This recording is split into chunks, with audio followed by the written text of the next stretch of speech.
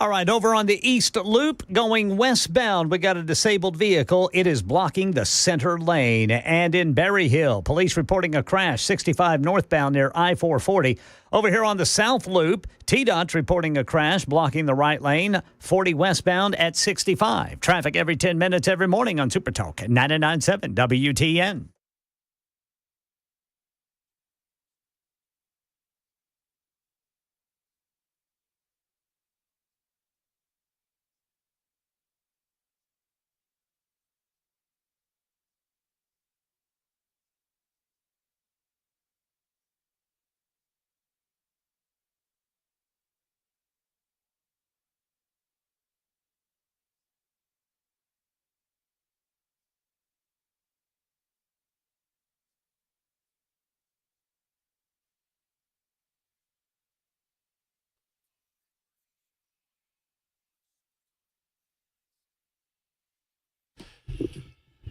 Hello, friends. It is a woefully unprepared Matt Murphy for the Matt Murphy Radio Show, Super Talk 99.7 WTN. Thank you for being around. I say that I'm unprepared because I have nothing open.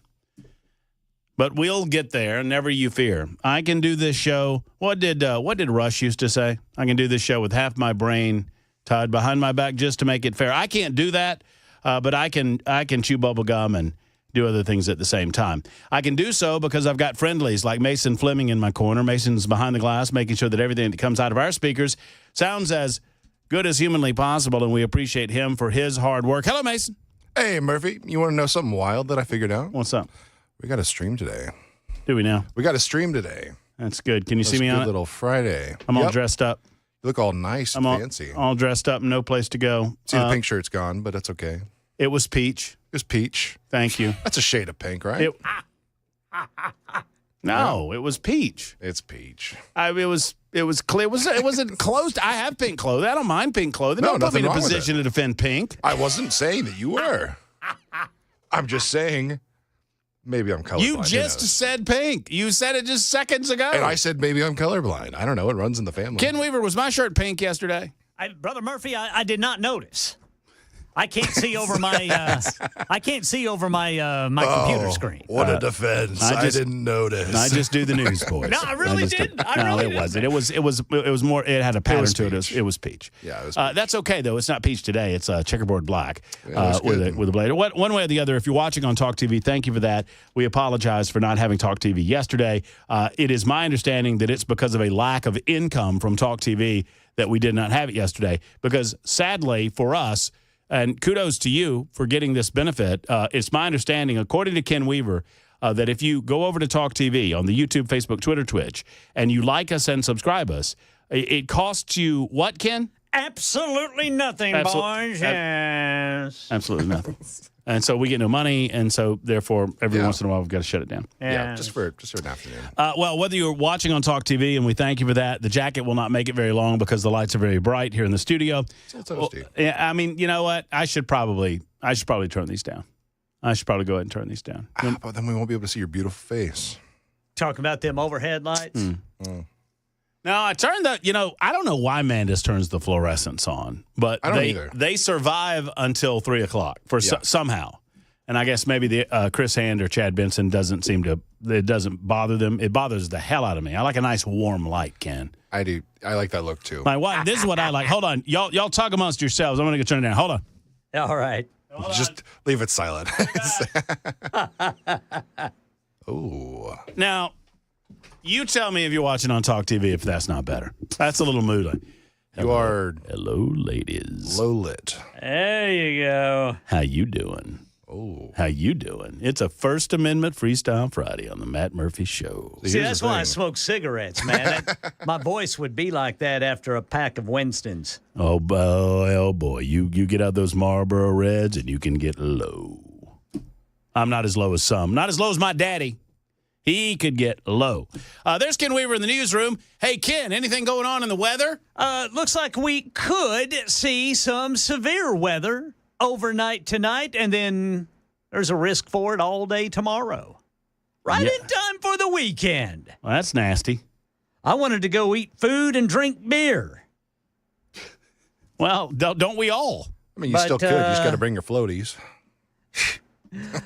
Looks like I'm out on that. Drinking food and eating beer is still on the table, but you might be a little worse for wear when you come on the radio at 2 o'clock in the morning to tell everybody what's going down. Yes. But, yeah, we'll be here for you. I mean, obviously, when the poop goes down, we're always here, especially when the lights go off. And I like to tell people, I understand in 2025, if we've got nasty weather coming, you're probably turning on the television. And I get that. I understand that. Just keep us there in the background because we'll be here when you need us. And when the lights go out, where do you go? That's the big question. Got to go to the radio. Got to go to the radio. This might be a good time to remind you, and we try to do this, that if you have a radio in your house, is it battery powered? Odds are, if it's a portable radio, there's a place for batteries. Make sure that you have batteries that fit that radio, and make sure that those batteries are operational. Because I mean, and I'm being dead serious. We're not kidding. When the storms come through, if your lights go out, you need information. And I understand many of you have a weather radio, and that's all well and good. You need a constant stream of information, and that's what we're here for at Super Talk 99.7 WTN. Am I right, Ken Weaver? Yes, sir. Yes, sir. That's right. So you have the latest. The first batch is coming in tonight, or this morning, 1 o'clock? Talking about midnight. Okay. Going to be about midnight. That is going to be for West Middle Tennessee. Mm-hmm. Basically, places west of Nashville. Then Nashville and everybody lined up with Nashville, like Murfreesboro, Gallatin. Mm-hmm. That's going to be 2 to 4. Okay. And then everybody else, 4 to 6. Yeah, big region, big swath of Middle Tennessee that we cover, so you kind of have zones there. And that's not the one, if I'm understanding, if my last reading, which admittedly was about 2.5 hours ago, Ken, if my last reading of the report is correct, that's first batch is going to be, nasty and severe weather and all that, but that's not the one that we're that worried about. The more severe one is expected Saturday afternoon. Am I correct? Yeah. Saturday afternoon is the one, and where everybody in Middle Tennessee is under a 3 out of 5 risk. The counties, a couple of counties down there along the Alabama line may be in that level 4 category. Mm-hmm. Folks in Alabama are in the bullseye for it tomorrow. And the thing about this deal tomorrow is this, as with all these storms, you have a line that just moves from west to east. Mm-hmm. Inside that line is where the storms are. Sometimes that line moves really fast and everything moves out quickly. Tomorrow, the line is not supposed to move very fast. Now, everything in it is going to be moving fast, but if there is a tornado spawned in one of the severe thunderstorms, then since the line is moving slowly, that means we could have tornadoes that are on the ground for an extended period of time. Yeah, and that's what's not the good thing. I don't want to hear all that. In fact, I've been following this Nashville severe weather, and those boys over there are worried about people down at the Gulf of America.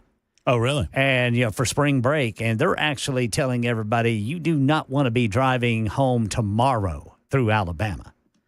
In fact, you might want to get home today.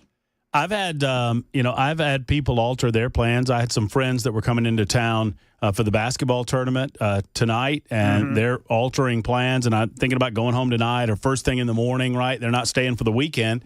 I mean, so there's a lot of plans being altered as a result of this weather. The good news is this: that people are getting the information that they need to make adult type decisions. Right? I mean, that's all we ask, is that you have the information at your fingertips. That's what we're here for, to provide you. We're not here necessarily to tell you what to do.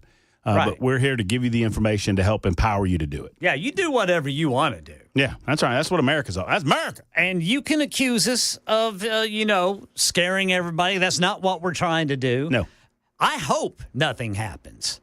Oh, I absolutely hope nothing happens. I mean, I'm going to be in my jammies at about 10 o'clock tonight, friends. Oh, I'll be that way at about 7:30. All right. So, I mean, the idea is not to frighten you, but you will hear a lot of this. For those of you that listen all day, God bless you. We love you. Yes. From early in the morning, Dan Mandis, Nashville's Morning News, through Chris Hand, through Chad Benson, right here to the Matt Murphy Show and all into the evening. And we thank you for doing that. Many of you are going to hear the same information over and over again. Yes, you are. And some of you are going to jump on the super text line and will y'all stop talking about the weather? No, we will not. And here's why. Because there are people that join us for 5 minutes. There's people that join us for 10, 15, 20 minutes. Whatever time you're able to give us, we're thankful. I'm thankful for you all-dayers that I just mocked with that awful voice. However, we've got to repeat the information to make sure that a maximum number of people get it. Are we here to scare you like Ken Weaver said? Of course we're not here to scare you. We are here to inform you.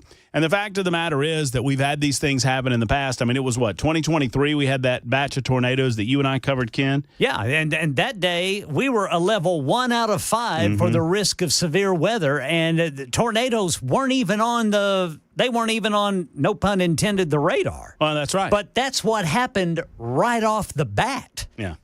I remember Montgomery County went under a tornado warning, I want to say around 1:30 or 2 o'clock in the afternoon. And that outbreak didn't end until around 10, 11 o'clock at night. That's right. And from what I recall, at least 3 people were killed.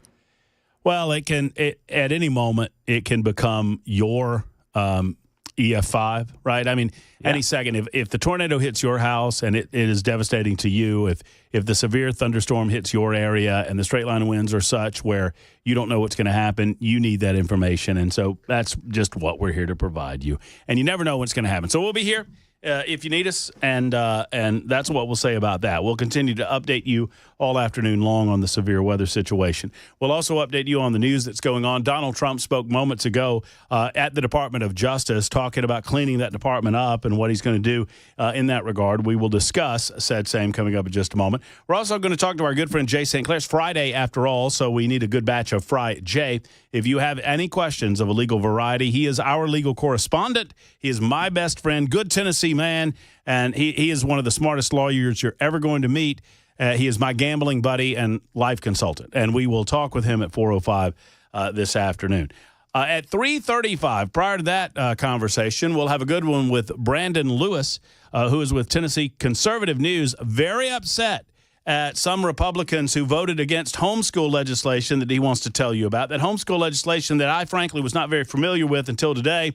It was Bill 552 called the FREE Act, which would free up homeschoolers to further their educational opportunities unfettered by the onerous state government. I'm not entirely sure how state government is currently interfering with homeschoolers, but we're going to find out today with Brandon Lewis at 3:35 as he joins us via the phone on the Matt Murphy Show.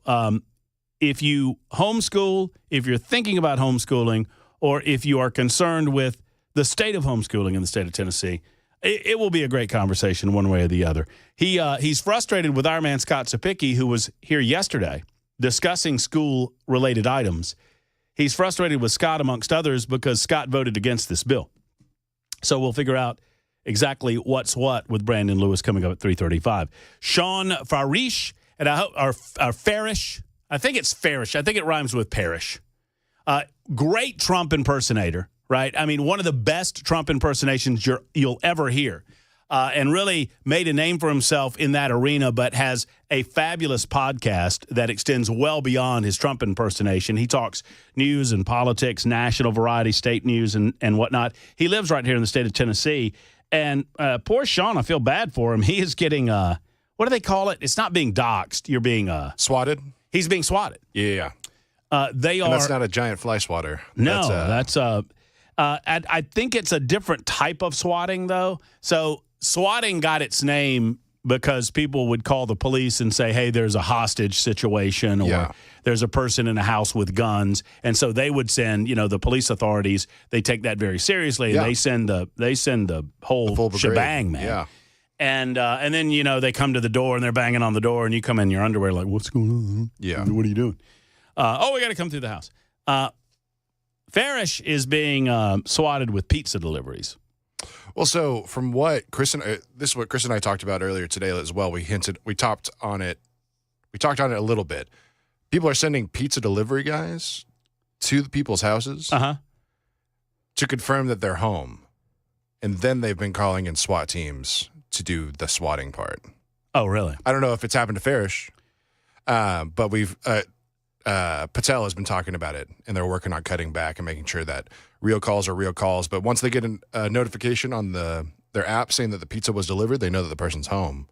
So then they call in the police and they swat the houses. Yeah, we're going to find out from Sean exactly what's happening because I think they've gone to his house like 4 times now with pizzas. Wow. Which, and some of them are COD, which is even worse. I mean, if they were free pies, then okay, sure. Yeah, but just no Domino's. Blech. Yeah. What? I'm just saying 2 medium pizzas for what, $20? Not bad. Not bad if you're Mason living off a paycheck like me. Mason. Yeah. Is Hand not helping you out on the midday show? No. He needs to help you out. Hey, we got lots of likes, but those likes are going towards. If you need a couple bucks for some decent pie, talk to your boy. I'll get you a couple. What's your standard for decent pie? If you're ordering for a chain? Yeah. What is it? What is it called? Mondo's, Mando. What is Marco's? Marco's is good. Marco's is good chain pizza. Marco's is a little greasy to me though, personally. Wait. You just sang the praises of Domino's, and you're talking about greasy pizza? I wasn't saying Domino's wasn't good or wasn't great. You're saying it's cheap. I'm saying it's cheap. Oh, There's a difference. I used to be a Papa John's guy, but I've kind of changed some stuff. But they've changed stuff, and I've kind of gravitated away from the garlic sauce. I used to drink that crap, man. It's good. Health-wise, holy cow, is it bad? You may as well be drinking beef tallow. Yeah, which better than seed oil. So, which, by the way, what did I hear? I heard Hand giving hell to somebody this morning. I think it was Joan about something or another. It was like Hand was giving dietary advice. Oh, that sounds about right. Yeah. It was fascinating. Like you're Chris Hand, you're the guy that can't even call beef fat. Beef tallow. Which sounds better? I'm going to have some beef tallow, or I'm going to eat some beef fat. I honestly think the tallow is more appealing because I would agree with you, Mason. I don't want to eat. Yeah. Well, if you eat beef tallow, guess what you're eating? Oh, you're eating beef fat. That's what it is. Yes, sir. That's what it is. I think Chris is talking about how Steak and Shake is now frying their fries in. And that's all good. That's fine. Yeah. I mean, look, here's what I want. Yeah. I don't want anyone to tell me what to eat. I don't want anyone to tell me what to eat. Screw anybody that suggests that you're going to tell me what to eat. At the same time, I want to know what I'm eating. Fair. Yeah. Right? So I just want the information, and then I want to make a decision like a grown-ass man. Is that too much to ask? I'm on the same plate right there with you. Right? And so I'll eat all the beef tallow I want. I'll eat all the seed oil I want. How about that? Yep. Robert F. Kennedy Jr. Don't start banning seed oil because you don't like it. That's just as bad as doing the other. Inform us. Tell us. Then let us make the exactly decision. Right. Yep. All I want to do is make a freedom-based decision. Okay, 23 after the hour. 615-737-9986 is our telephone number. You're always invited to be a part of the show, especially on Fridays. It's a First Amendment Freestyle Friday on Super Talk. We've got FRIJAY coming up in the 4 o'clock hour. It's a loaded show, so you might want to get in here pretty quickly if you want to get your comments in. Plus, did you see we have an observed guest? Don't put him on camera. I was told not to put him on camera. I wasn't even told that I could refer to him as a him. I mean, I don't know what his pronouns are. All I know is that, are we good on the pronouns? Okay, he says we're good on the pronouns. He and him. Whew, dodged a bullet there. But it's a new sales guy. Ooh. That's right. I'm going to be nice. You better. I need him. Yeah. I need some, some chutzpah. It's another lamb to the slaughter on Super Talk 99.7 WTN. Back in a moment.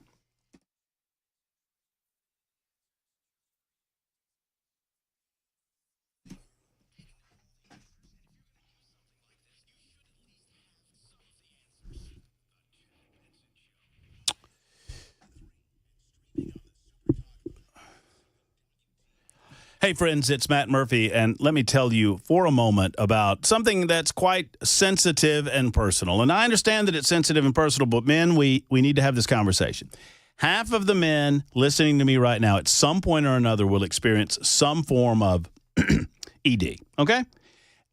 Intimacy with your significant other, your partner. And if that happens, I know that you want to kind of whistle past that graveyard, pretend it did not happen, and hope that it doesn't happen on the other end. Well, the bottom line is this. You can get this fixed, and sometimes it's just as easy as a visit to the Tennessee Men's Clinic. Look, whether it's energy levels at the gym, energy levels, working around the yard, or intimacy with your significant other. These things can seriously affect your life and your health.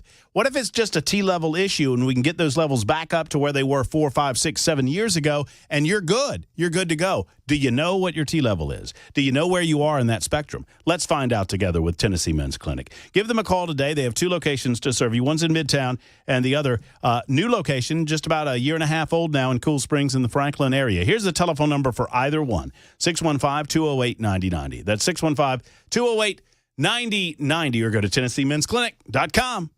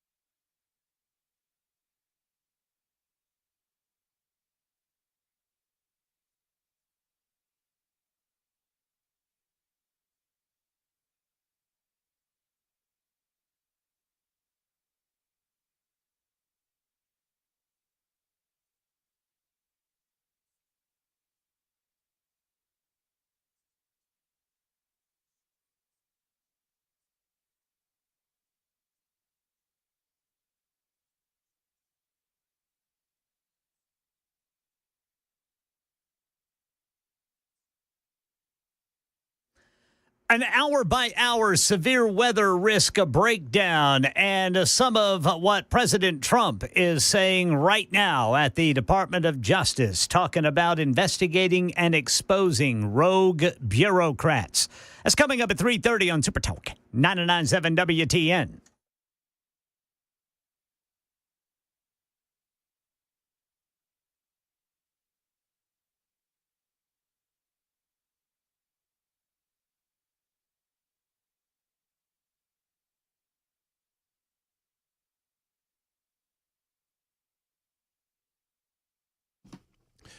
I guess that means I should talk now. I couldn't hear it. Oh, really? I was talking to our very special guest. Yeah, he's pretty cool. Got to say hi. Have you you met him? Yeah, we just met. Hey, it looks great. What color shirt does he have on? So you got the lights down in there. I can't see. I'm colorblind. That's I would say it's a kind of a salmon. Yeah, that's what I would have gone with. Kind of a salmon. See, we can agree on that. It's not a pink. It's not a pink. See, what would And be it's not a peach. what would be one of the main colors you would branch that color off of, though? What do you mean? Like the one of main the shade. primary color? I Red? mean, obviously red, but like, Red and mix a little white in it. yeah. Uh-huh. And maybe color some does that normally make? yellow, maybe a little bit of yellow coming down, and I could see that. Yeah. and then there you go. A little Okay, bit this means nothing to people who are listening on the radio, or really people that are watching on television, because he's not on TV. 3:30 Super Talk 99.7 WTN. We're on Weather Watch. We mentioned that, and we're on Brandon Lewis Watch. Brandon Lewis is with the Tennessee Conservative News. And, Brandon and I agree on a lot of things, disagree on a few other things. I appreciate the conversation, and we're going to talk to him about his concern about the non-passage of HB 552. We'll do that next. That happens right after the news on Super Talk 99.7 WTN.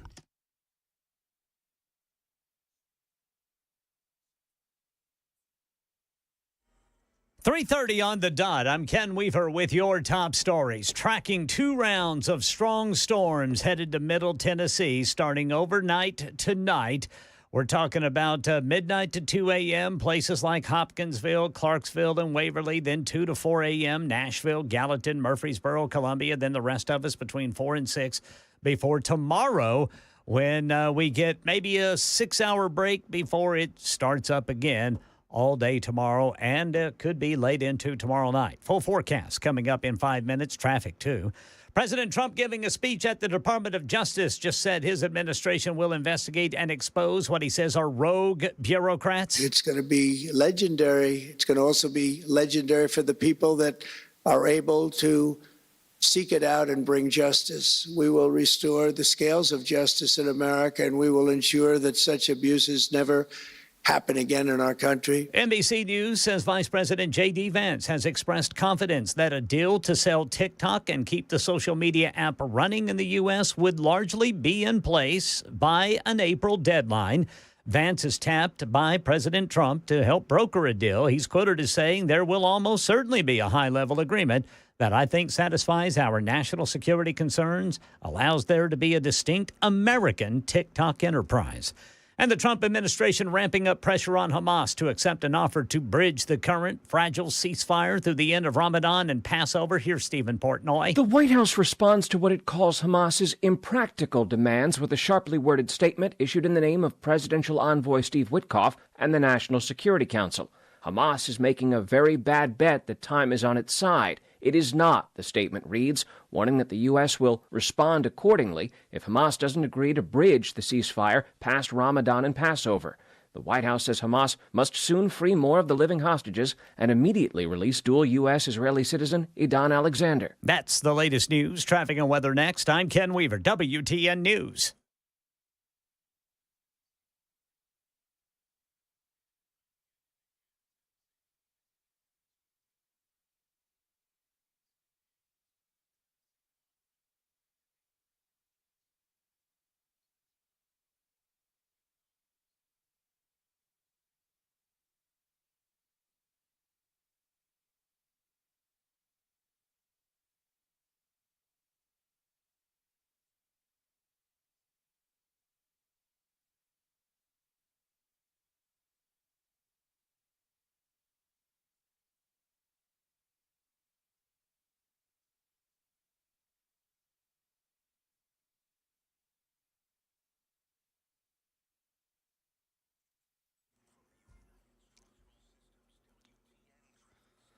Berry Hill, police reporting a crash 65 northbound near I-440. And in Tusculum, Old Hickory Boulevard at Nolensville Pike. Also, look for Tennessee 49 at the Yellow Creek Bridge. That is closed down due to a crash if you're going to be in Stewart County. Just popping up on the screen here, a crash reported by police 24 eastbound at Briley Parkway South. Traffic every 10 minutes every morning on Super Talk 99.7 WTN.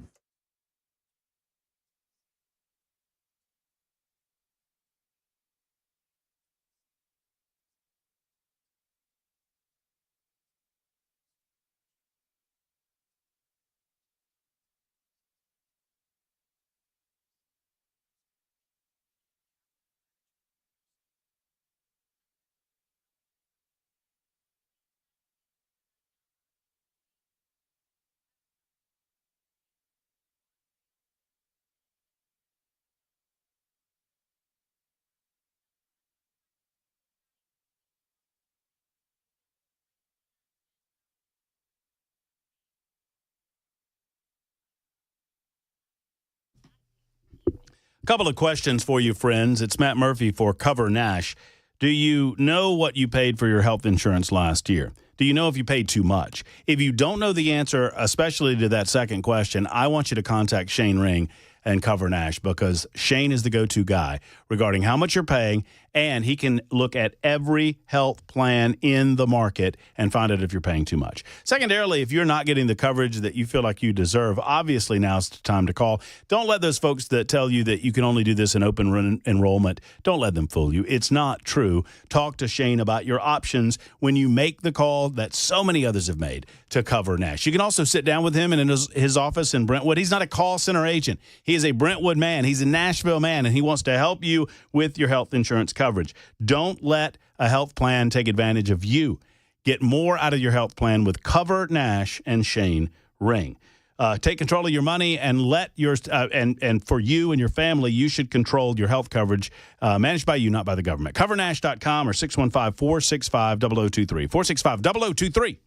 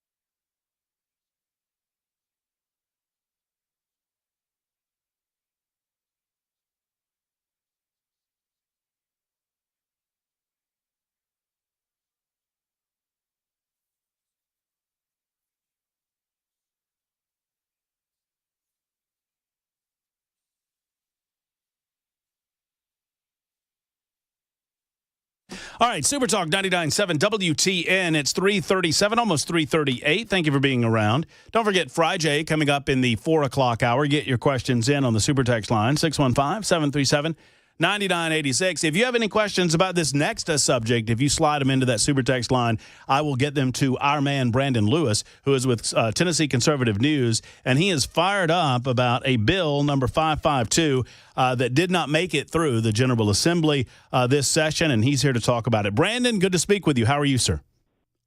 Outstanding. Glad to be on here, bud. Well, it's always a pleasure.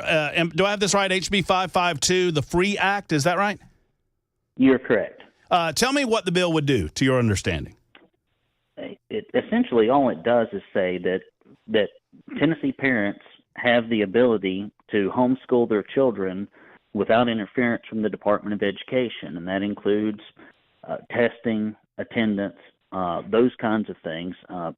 For a long time in Tennessee's history, the government was not nearly as meddlesome in education. And if you look at the results over the years, the more the government has gotten involved in education of children, the lower the standards have gotten and the higher the costs have gone up and the lower the customer satisfaction. And so this seemed to be a very straightforward, simple bill, a very conservative bill, and it was killed in committee by Republicans, not Democrats. Yeah, we have Representative Sapicki on quite often. Had him on yesterday. I wish I had known about this. I would have asked him about it. He talked about a number of other education-related items involving public education. But let me start kind of here, Brandon. Do you not believe that the state should have any involvement whatsoever with parents that choose to homeschool? I really don't. There are different classifications that you can pick that offer different, options. But this new option, I think, is better. I mean, we look right now at the Department of Education, right? They're the ones that the Republicans that voted to kill this want to be in charge of homeschools, but only a third of the kids that they're in charge of can read, write, do arithmetic at grade level. The school environment's gotten so toxic underneath their supervision that they have to pass laws like every session to get pornography out of the schools, and the schools fight them. Stop teachers from racially discriminating against white kids. Stop teachers from trying to groom children. Get pronouns out of school. And every week we write articles on the failures of the education system. Teachers molesting kids, assaulting them. It's like never ending. And so the argument of the homeschool parents is, we don't think that this organization, given its track record of failure and the fact that we had to push through a huge voucher bill that basically could not be a bigger testament to the failure of the Department of Education, that we have to get kids out of that very a bill that you were against, right?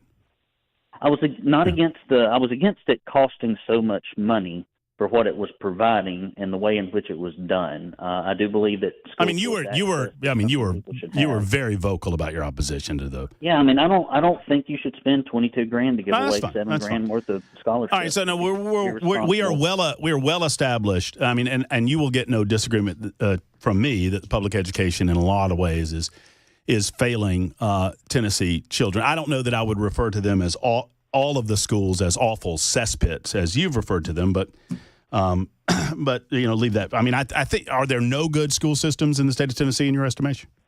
Public school systems? There are some pretty decent school systems where there are, for the most part, pockets of obscene affluence. and those are good schools. They tend to be, but in other areas, there's a few rural counties that perform well, but when you look at the scores, and we've got schools here in Tennessee where, I kid you not, Murphy, they are graduating people that can read at grade level, and it's 3%. Oh no, there's a lawsuit. I think is it in Clarksville? There's a kid in Tennessee that has filed suit that he graduated from public school and cannot read or write, and he has sued the school. It doesn't surprise me at all, and hopefully there can be if there was a class action suit, there would be many, many applicants, because I taught at Millard Mott Technical College, and people that came out of a handful of schools, like, they could not read and write sentences, and I'm like, you're beyond remediation at this point. At the college level, you've got to go back down to the basics, and so to spend 13 years and about $160,000 and to get somebody through the schools and them not be able to read and write, I think is a travesty. All right, so back to 552. So you don't believe that the state should have any say. So parents should have the ability to choose not to school their children at all if they want to. Is that your position?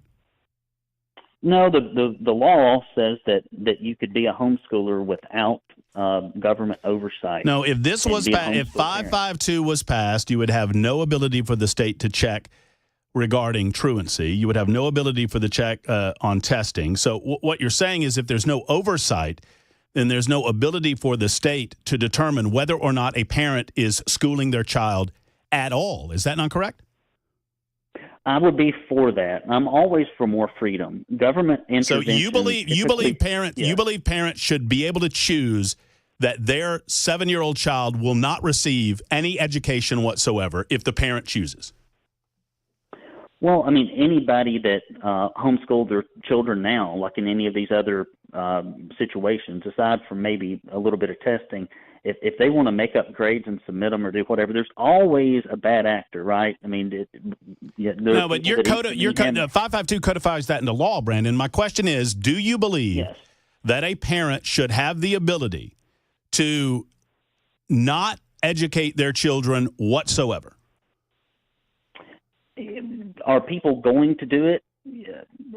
Perhaps, but I'm not worried about. It's kind of a yes or no. Do you believe that parents should have the ability? I believe that the freedom should be made available, and that doesn't rise to the level of child abuse, in your opinion. If a child, if a 12-year-old child, and I know I'm using an extreme example, but under 552, a parent would have an ability to not educate their child whatsoever.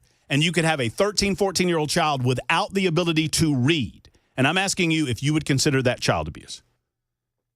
I would, and we've got more of those in government schools right now than we have in homeschool. We're not talking about government schools. We're talking about Bill 552, which you support. Yeah. I would. And be Bill for 55 and more Bill parents 552, having Bill freedom. 552, Yeah. I would note, would give parents the ability to not educate their children without any interference whatsoever from any other entity.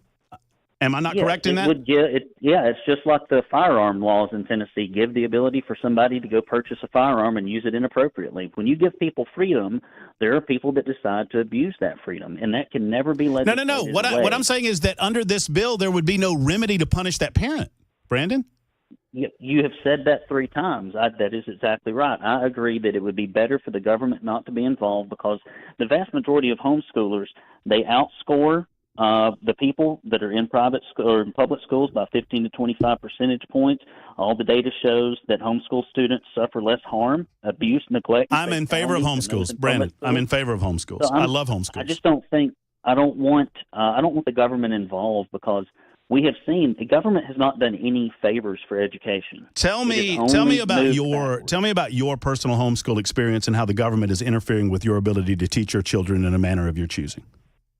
Well, like right now, for example, I have to apply to a school and pay money for something I could do just as easily here at my house without any. We do send them 1 day a week, and I assume that at some point we're subjected to testing and things of that nature. But a lot of conservatives are just always worried about the fact that government never seems to get smaller, and it never seems to offer you voluntarily more freedom, but it does have a long history of getting into things that it shouldn't be, and the more that it does, the worse that it gets. And I think we have God-given rights, and like Janice Bowling said, and I agree with her, God did not give these kids to the state of Tennessee. They were given to the parents to educate how they see fit, and I just trust parents on average more than I trust the government. But so you agree with me that a parent not educating their child would be child abuse, and and you're also saying, if I'm hearing you correctly, that a parent should be allowed to abuse their child in that manner without interference from the state. No, I'm saying that I should be allowed to educate my children without having to report to the state at all. Now, I can't handle I can't do anything about what people decide to do. I mean, there are laws on the books about, you can't beat people, you can't shoot people, you can't do this, you can't do that, but people do it, right? There is evil in the world. It can't be legislated away. But when I have to choose between freedom and risk, right? Every time you've got freedom, you've got risk, and I am happy to live with the risk as long as we have the freedom. Should parents be allowed to beat their children without interference from the state? No, man. Well, why not? Excuse me, why not? I don't even know why you're asking the question. Should parents be allowed? You answer the question, why should the state be allowed to interfere with a parent's rearing of their own children? No, I said education. I didn't say you asked. My question was, should a parent be allowed to beat their children without interference from the state? No. Why not? Because it's wrong. Just like it would be wrong for a parent to refuse to educate their child and have that child to be illiterate. But right now we've got a whole institution that is supposed to be educating children. Brandon, under the bill 552, parents would have the ability to not educate their children. That is not the ability. So you're misrepresenting the bill. No, I'm not. You just described it. What it says is that parents can work without the government. What you're saying is that, guess what? That somebody might abuse it. And I'm saying, yes, they may. But that is not, you don't take away the liberties and the rights of people that are law-abiding and take away their freedoms for the few that might. No, I'm asking you what remedy this is correcting. I asked you what issues you had right now as you homeschooled your children. What benefit are we getting from 552? I don't understand Right now we have to run our homeschool through an umbrella school, right? If we didn't want to do that, if we didn't want to pay the money, if we didn't want to have to do that, you have to be subjected to testing. Well, what happens when people are subjected to testing? If I decided that in order for you to keep your employment, you had to learn about water balloon trajectory, and it was going to be on the standardized test for you to maintain your employment. Guess what you'd learn about? Water balloon trajectory. And so I don't think that the state should tell me what I need to be educating my children on, nor do I think I should have to go through any kind of government apparatus in order to be able to do it. So you think that parents should be able to, homeschoolers should be able to make any and all decisions, to include the decision not to educate their children whatsoever? Well, I think you're going on the wrong premise. When people Brandon, take the effort to, that's what 552 would. That's what 552 would do. That's what 552 would do, Brandon. No, it wouldn't. Yes, it would. Yes, it would. Are you saying, Brandon, I've read. Brandon, you're not talking to Boo Boo the Fool. I've read the bill. That's exactly what it would do. It would eliminate truancy. But it would eliminate all testing. Your premise is not. I don't agree with your premise. You've got a premise. I've got a premise. I don't agree with your premise, Matt. What is my premise? Your premise is that if someone can abuse a freedom, then they will. And I'm saying that most won't. And your whole argument on this is that somebody might, some very small, itty-bitty minority of people may do something wrong. Therefore, the freedom should be restricted of the whole. And that is not a conservative argument. That's not a conservative argument at all. No. Oh, I'm arguing that a basic level of oversight as exists in the homeschool system right now works. And I don't know what remedy you are correcting with 552 that you suggest has been so onerous against the homeschool community to the point that they need remedy right now. That's all I'm suggesting. Well, if you don't think that the government will ever overreach or do anything bad, look at COVID. Okay, so this bill is all about what? No. We're not talking about COVID, Brandon. Stop changing the subject. No. We're talking about 552. Stop changing the subject. I'm saying what remedy is this bill? The subject. I'm not saying that. I'm talking about 552, buddy. Bill about beating your children. What remedy is this protecting for homeschoolers right now? What is this offering homeschoolers that they don't have right now? I have told you already. No, Let's you haven't. recap. No, you haven't. You don't have to go spend the money, and you don't have to go through an umbrella school that is regulated by the state. Do you have to do that right now? Yes, you do not have to be subjected to testing, because when you're subjected to testing, you then have to teach your kids to the test. You'll hear educators all the time complaining about teaching to the test. Here's another person saying the exact same thing. And so I believe that parents should be allowed, without the state's permission, to educate their children as they see fit. You don't think that's the case. You think they should have I think basic testing requirements and the basic floor that homeschoolers go through is a reasonable arrangement between the relationship that parents and students have with the state, just as we have they have a relationship. Just as we have a reasonable expectation that parents are not going to abuse their children by beating them, and those parents that do, there is a remedy that the state can utilize to take those children out of those homes. That's all. Well, yeah, I mean, you can beat your kids before they go to school. I mean, you could beat their kids after you graduate from school. I mean, having kids go to government schools is not going to change. That is not my position. I am in favor of homeschooling. I'm in favor of the system that exists right now. I believe that 552 would be too permissive to allow parents that. I mean, you talk about Nashville kids and Memphis kids. We've got a disagreement here on freedom. I think people should have more. You think people should have less. That's the end of the story. Very good, Brandon. If that's your takeaway from this conversation, very good. Go beat your children. I'll see you later. 5:53 after the hour.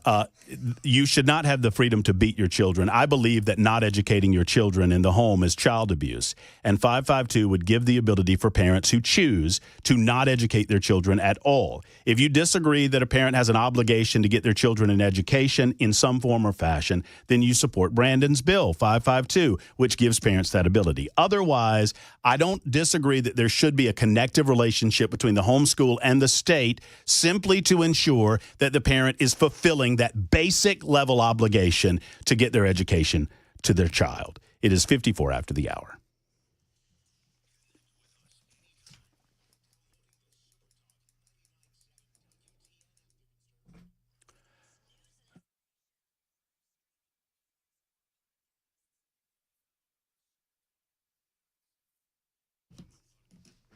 Hey, friends, it's Matt Murphy for Dickens Turf and Landscape Supply. My friends at Dickens want you to know that spring is just about here. Now, look, I understand that on the calendar, spring comes March 21st, but it's been warm outside and the grass has started growing. And if you don't have pre-emergent seed, fertilizer ready to go, they've got it at Dickens Turf and Landscape Supply, and they want to see you because spring is right around the corner. They also have the best equipment available. The Ferris incredible mowers are the first mowers with suspension that is like a car more than a lawnmower. It's pretty cool. Their commercial mowers have set the bar as the first and only manufacturer to integrate suspension into their mowers. It's a big deal. All the professionals know it, and you should know it too. Dickens Turf and Landscape Supply can be found at dickensupply.com. Go where the pros go. Nashville, Bellevue, Murfreesboro, Brentwood Mower, Hendersonville, Mount Juliet, and Franklin. It's Dickens Turf and Landscape Supply online at dickensupply.com.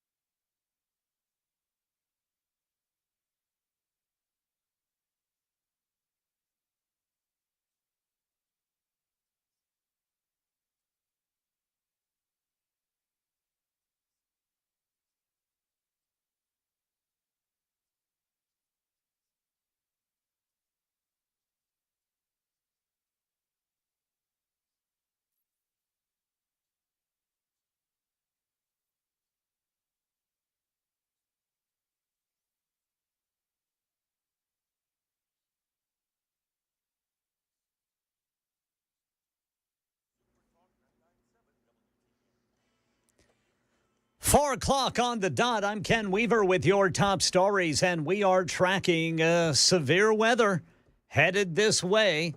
Can't rule out tornadoes starting overnight tonight, midnight to 2 a.m. Places like Hopkinsville, Clarksville, Waverly, 2 to 4 a.m., Nashville, Gallatin, Murfreesboro, Columbia. The rest of us between 4 and 6. Got the full forecast in 5 minutes. President Trump talking law and order in an hour-long speech at the Department of Justice, but also investigating and getting rid of what he called rogue bureaucrats. I will insist upon and demand full and complete accountability for the wrongs and abuses that have occurred.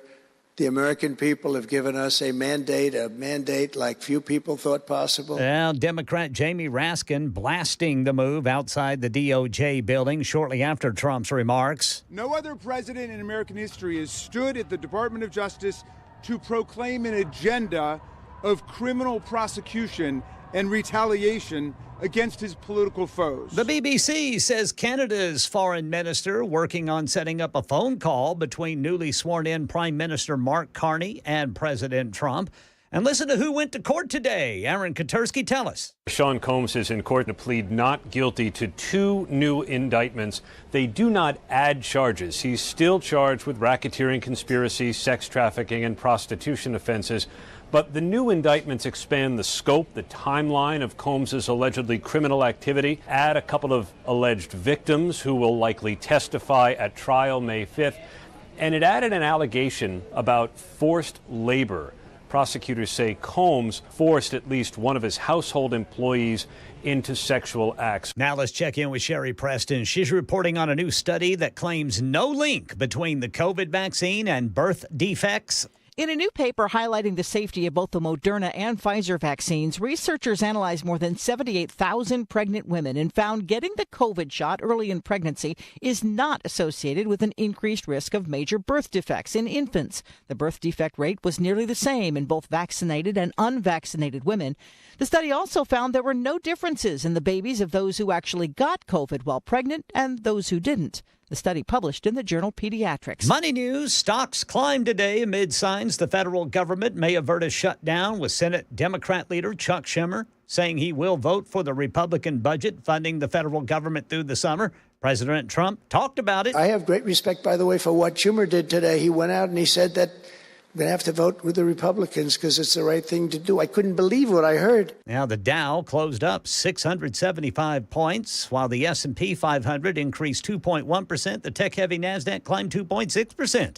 That's the latest news. Traffic and weather next. I'm Ken Weaver, WTN News.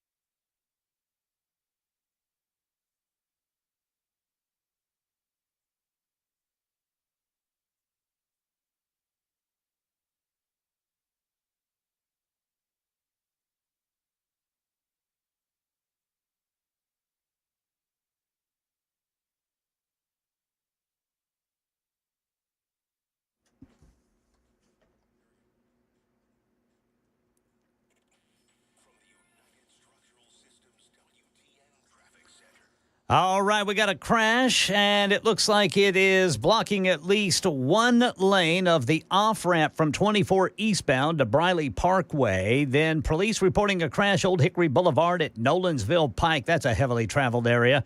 65 northbound past Concord Road. A bucket is in the second left lane there in Brentwood. Traffic every 10 minutes every morning on Super Talk 99.7 WTN.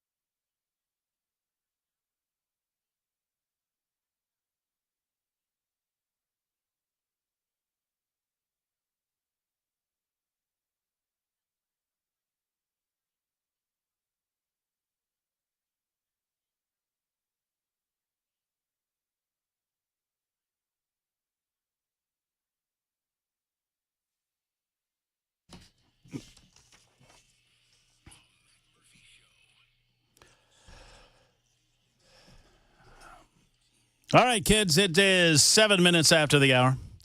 Super Talk 99.7 WT, and a lot of reaction to our conversation with Brandon Lewis. I mean, I was mean to Brandon. Many of you are upset at me because I was mean to Brandon. Brandon's a big boy. He can handle it. So here's the deal. 552, just go and read the bill. 552 would give parents an unfettered ability to, without any say-so regarding the state, educate or not educate their children through homeschooling in a manner of their choosing. Now, I believe in freedom. I believe that parents should have the right to homeschool their children. I believe that that curriculum should be left up to the parents. But I also believe that there should be some level of connective tissue or touch from the state with regard to the manner in which they're exercising that. What this prevents is what I would consider to be child abuse. The child abuse comes in the form of not educating children at all and having 13 or 14-year-old illiterates. Now, does that mean the public education system is good? Of course it does. And I don't think the public education system is doing its job. I don't have any kids. And obviously, you can tell me that I don't have any say in any of this for that reason. That's all well and good. I just disagree that there should not be some sort of checkpoint with the state with regard to progress, particular to the child who is in homeschool. That doesn't mean that that involves curriculum. It doesn't mean that it involves any level of deciding how or the manner in which you do educate your child. My point is simple, that if 552 had passed, the one that Brandon Lewis was supporting, 552 would have given parents the ability to choose not to educate their children at all, because the state does not have any sort of check mechanism at that point if 552 goes through. And I believe that that's wrong. I believe that a parent, as a parent, has an obligation to give their child some level of education. And I believe if they don't, that rises to the level of child abuse. Now, y'all can talk about the rural communities all you want, but the fact of the matter is, in Nashville, Tennessee, and in Memphis, Tennessee, we already have a problem with parents not involving themselves in their child's public educational opportunities. What if those parents are given a golden ticket to sign up for homeschool and their kids don't have to go to school ever again?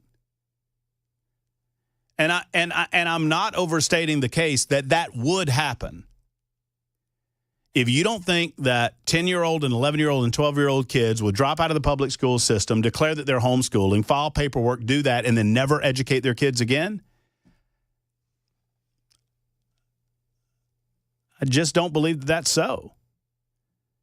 And parents, just as parents have the right to discipline their children, the reason I brought up the beating of the kids, just as parents have the right to discipline their children, and yes, engage in corporal punishment of their kids, that does not give them the right to abuse. There's a line that is drawn that involves the state.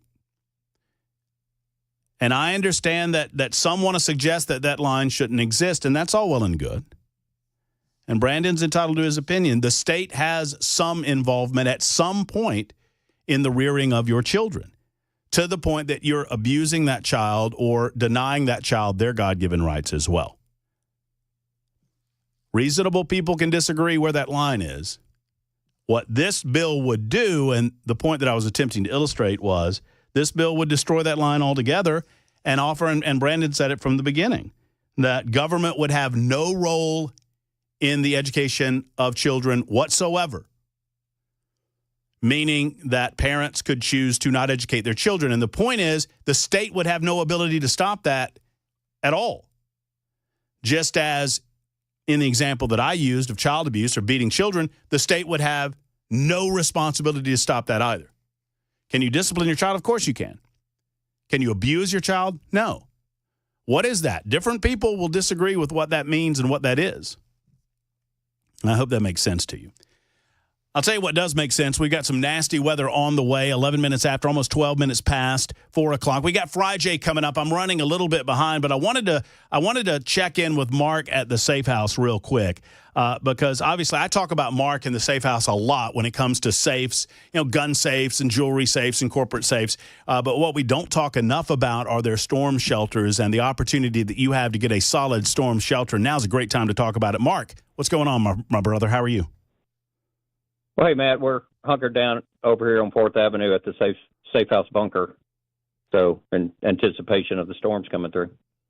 Tell me a little bit about what you are offering, as storm shelter opportunities for folks, because there are a lot of people that live in homes that maybe don't have those little areas where they feel comfortable or safe. If there's a tornado warning in their area, what's going down over there? Well, I get a lot of folks, and my phone's been blowing up today since they've had this forecast for the severe weather. And, you're talking about protecting children. One of the best ways you can protect your children is put them in a storm shelter. And, of course, the Safe House been producing storm shelters since 1993. Got a custom door we put on all of our storm shelters that exceed all the FEMA standards. So if you want to protect your family, the Safe House storm shelter is the way to do it. How would you describe this to people? I mean, and I would encourage folks to go and see it themselves on 4th Avenue South, obviously, Mark, because, I mean, these things are incredible. But how do you describe it to people who aren't familiar with the technology that we're talking about? Well, we exclusively do above-ground shelters, which are good through an F5 tornado, which is, above, I think, 200 and something mile an hour winds. But we generally put them in someone's garage, so they're a mini little bunker you can get in with your family. You can use them as a storm shelter, a panic room, but they're above ground shelters. You can get them we make them out of 1/4-inch steel, have a custom made door that only we offer on our shelters, but get through an F5 tornado. So anything nature can throw at you. Well, I encourage people to consider this. I mean, obviously it's a good time to talk about it when there are storms coming. People are very storm aware. And if you've thought about it in the past and maybe this is kind of bringing it back up to you, I mean, we want to wish you safety over the next 24 to 48 hours. But at the same time, long-term safety involves one of these incredible storm shelters at Nashville Safe House. How can folks get a hold of you, find out what they can get in terms of a storm shelter, Mark? Well, one thing I want to mention real quick, okay. March through May is our peak storm season, but That's right. You can go to our website, NashvilleSafeHouse.com is the easiest way, or our number 615-255-0500. Amen, brother. I wish you safety. I mean, obviously, we're all going to kind of get popped, and I hope that people give you a call, get online, look it up, NashvilleSafeHouse.com, or go by and see on 4th Avenue South and see this. I mean, it is incredible, the security that you can provide with just one storm shelter from Nashville Safe House, man. Thanks, Matt. Mark, thank you. God bless you. We appreciate you. There's Mark from the Safe House just joining us. I mean, it's a good time to talk about these types of things, right? I mean, obviously, storms moving through. If you're unsure if your home is safe and secure, what a good way to find that out or find out what you can have in the home by going to NashvilleSafeHouse.com. That's NashvilleSafeHouse.com. 615-737-9986. Where are we on the other front, Mason? Are we good to go? We ready to hit it? I think we're ready. There we go. Well, it is time. Man, oh man, it is past the time, 15 after the hour. Ladies and germs, it's a Friday, and it's 4 o'clock in the afternoon. That means it's FRIJAY. Good morning, Americans. It's FRIJAY. Always good to check in with our man, Jay St. Clair, who joins us at this time every Friday to thrill us with his legal acumen, with his dashing good looks on Talk TV, amongst other things. He is Jay St. Clair. He is my best buddy, my life consultant, my legal correspondent, and my gambling friend. Hey, Jay, what's going on? Hey, buddy. How are you? I'm great. I have a question for you, though. Yes, sir. How you doing? Matt, if I were any better, I would be a full-time lawnmower repairman. That's my new goal in life. You were working on a pressure washer last time we talked to you. Mm-hmm. How'd that go? Oh, it went great. I mean, I had a few hiccups. I wish I had time to tell you the whole story because it's funny. I mean, nothing ever goes as planned. But she's up and out humming, running like a Singer sewing machine. But I do think I want to up the horsepower a little bit. So I am going to adjust the governor, which I've never done before. We'll see how that works out. But I'd like to get it about 500 RPM up where it is. It doesn't have quite the pressure. So we'll see. I have learned the governors on these motors have always been a black box for me. I mean, just an absolute mystery. Well, I now think I understand them. Oh, well. Yeah. Wow. Well, cool. I know from personal experience when St. Clair dives into something, he goes all in. Mm-hmm. And I remember you bent over my workbench taking the governor out of Chuck's go-kart racing engine. Right? Because they would let you take the governors out of the racing go-karts. That's right. That's right. We gave it. And you were holding the flashlight in your mouth, right? And you had the little tweezers down there. Oh, man. My pa always said, I said this on social media. My grandpa always said, working on a small engine is 100 times harder than working on a big engine because I agree with that. Everything's tiny. No, and one of my little hiccups is I dropped a little tiny spring. I mean, it's smaller than your thumbnail, and that set me back a day. Oh man, I tell you what, that's bad. That's bad news. Yeah. But you feel good. You got it up. Have you cranked it yet? Oh yeah, no, it's running like a sewing machine. Did you? But like I say, it doesn't have quite the pressure. What I did really was replace the pump. And I'm feeling like it doesn't have as much pressure as the pump that used to be on it. So what I got to do is turn up the RPMs on the engine. But I think I can get there. So did you see people giving you the business about how clean your bench was? Your workbench? I mean, I don't consider that the business. That's you know me. You said it exactly right. I have never been clinically diagnosed as OCD, but be around me for about an hour. And you will know that I got a lot of OCD. Yeah.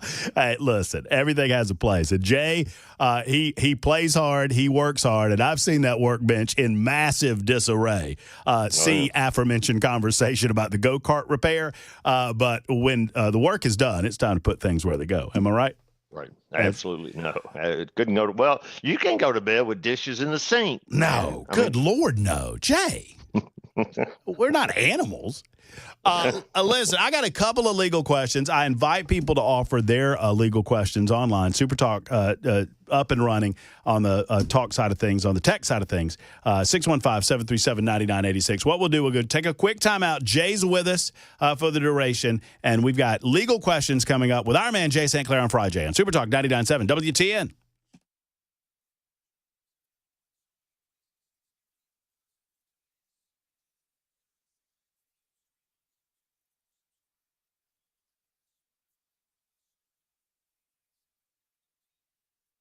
Hello, friends. It's Matt Murphy, and let's talk about Efficient Heating and Cooling. Efficient Heating and Cooling is a small company, and they get big results. Jeff Eddy is the man at Efficient. Jeff Eddy never charges you overtime at night or on weekends. Why?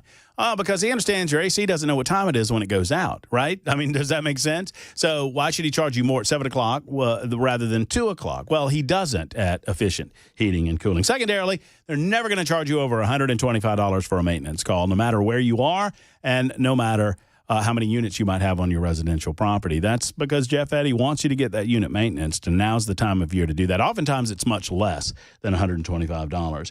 Call 615-784-4424, 784-4424 for Efficient Heating and Cooling. EfficientHVAC.net. Call the man, Jeff Eddy, and Efficient Heating and Cooling. If the AC is not ready, call Jeff Eddy and Efficient.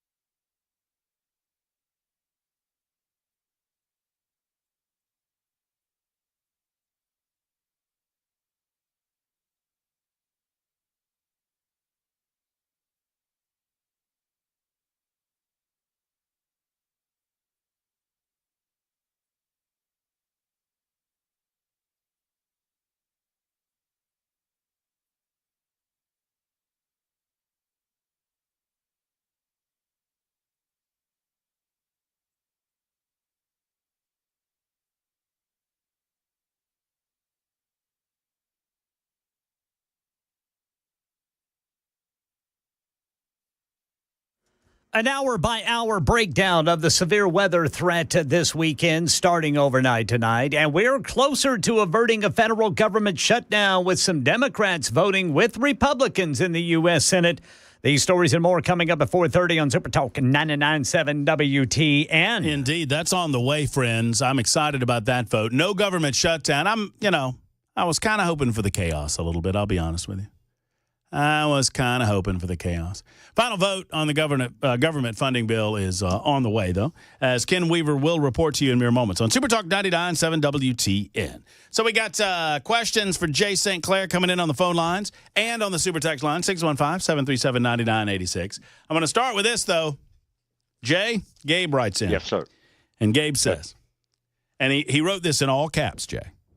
And I'm going to tell you when the all caps ends. Okay. OMG! This man is about to cause himself all kinds of problems. All right, that's where it ends. Please tell Mr. J to contact me. I'll be able to tell him how to make the machine do what he wants it to do without fooling around with the governor, which really doesn't do anything to increase pressure. There's other ways that will not hurt the machine, and that is according to Gabe. Guess what Gabe does for a living? Works on pressure washing. He owns a pressure washing company. He sent me a thing. So if you need that, Jay, I trust you. But if you need Gabe with 28, Gabe is trying to help you out. He said he's got 28 years experience. So, well, I've got a day and a half. That ought to be worth something. I mean, you're gaining on him, right? Oh, that's pretty good. All right. So, Jay, my question and gosh, we got like 3 minutes for the news, maybe 4 minutes for the news. And I want to get to people's questions. So I'm going to try to get mine out of the way.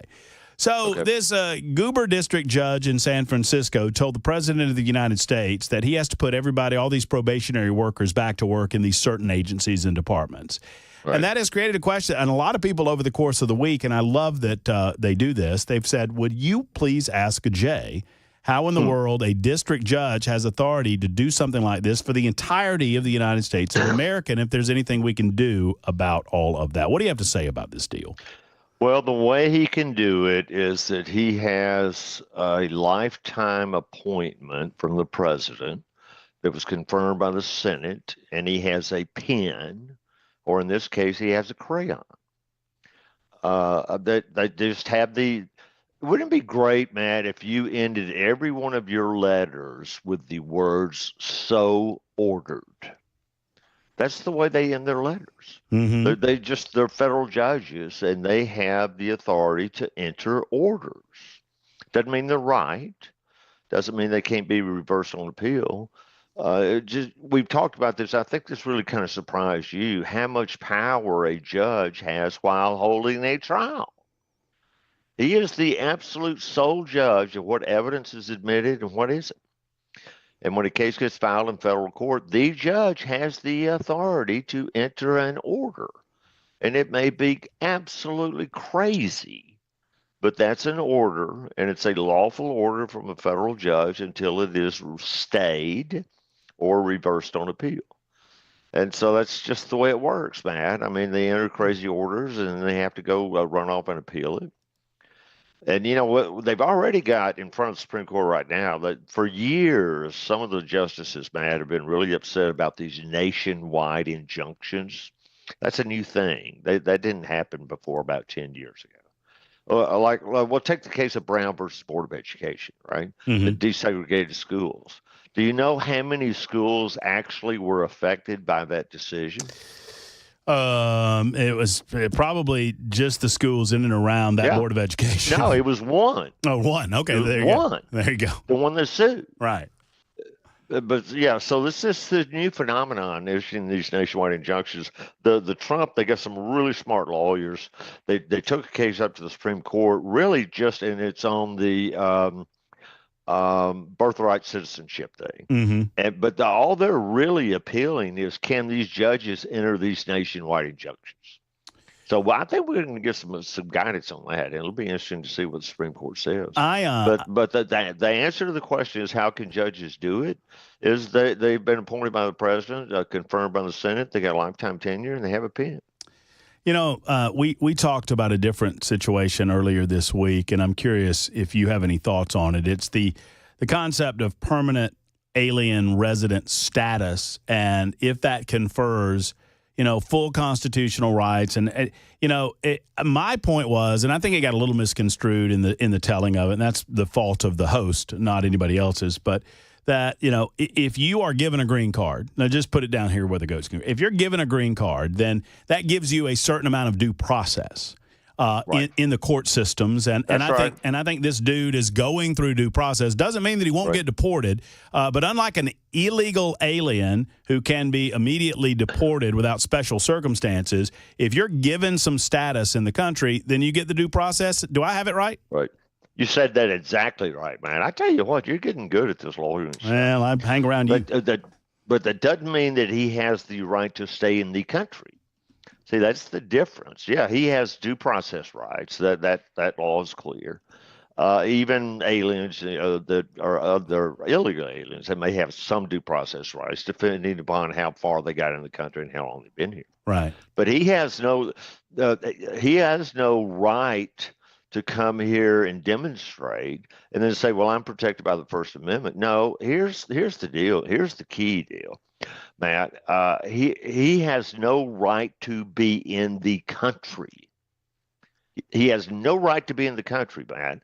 That is a privilege. Mm-hmm. It's not a right. Mm-hmm. And they can take that right away. Mm-hmm. Excuse me, they can take that privilege away. Yes, they can, Olivia. Don't you disagree with me? Sometimes. Hey, no, I'm right. Sometimes she doesn't like my legal advice. Well, sometimes, I have it on good authority because I have enough of them around my house. Sometimes the four-leggers act a little like liberals. That's all I'm saying. It's a little, just a little. I mean, yeah, but that the point is, being in this country is a privilege. He's not a citizen. He has no right to be in this country. It is entirely a privilege, and we don't have to let anybody in this country, man.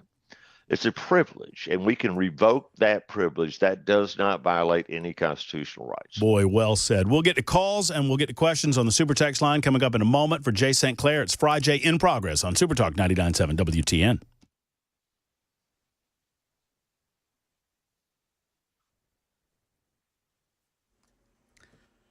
I'm Ken Weaver with your top stories. And again, we are under the gun for severe weather pretty much tonight and then all day tomorrow. Sunday looks like we're going to get a break. Looks like tonight the main threat going to start in West Middle Tennessee. That's going to be around midnight to 2. Then here in Middle Tennessee, we're talking about Nashville, Murfreesboro, Gallatin, and Manchester. Places like that, we're talking about between 2 and 4, then the rest of us between 4 and 6. Got the full forecast and traffic coming up in 5 minutes. Right now in our nation's capital, a spending bill to avert a federal government shutdown has cleared a key procedural vote, providing a pathway for Senate passage as the deadline looms tonight. 10 Democrats voting with Republicans to advance the GOP funding bill, which keeps the federal government running through summer. President Trump, in his speech at the Justice Department earlier this afternoon, giving notice. We will expel the rogue actors and corrupt forces from our government. We will expose and very much expose their egregious crimes and severe misconduct, of which was levels you've never seen anything like it. The room full of supporters, appointees, and some of his current and former attorneys. Democrats like Maryland Congressman Jamie Raskin say Trump proclaims an agenda of criminal prosecution and retaliation against his political foes. The speak we just witnessed is a desecration of the essential values of the storied department in every way. It's an insult to the thousands of professional lawyers who go to work at the Department of Justice every day. Trump brought up multiple investigations and lawsuits filed against him. Meanwhile, in Canada, newly sworn-in Prime Minister Mark Carney immediately said he'd work with President Trump amid the tariff war. I look forward to speaking with President Trump. Just to be clear, we respect the United States. We respect President Trump. President Trump has put some very important issues at the top of his agenda. We understand his agenda. We understand the importance of addressing the scourge of fentanyl, which is a challenge here in Canada as well as the United States. That's the latest news, traffic, and weather next. I'm Ken Weaver, WTN News.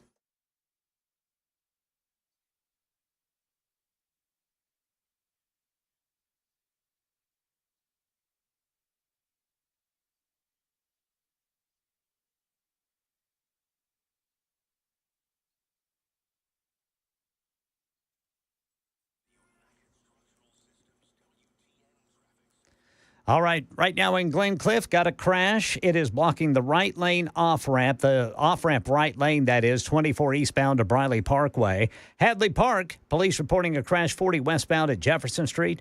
Berry Hill, 65 northbound, right before I-440. On the South Loop, 65 northbound at I-40.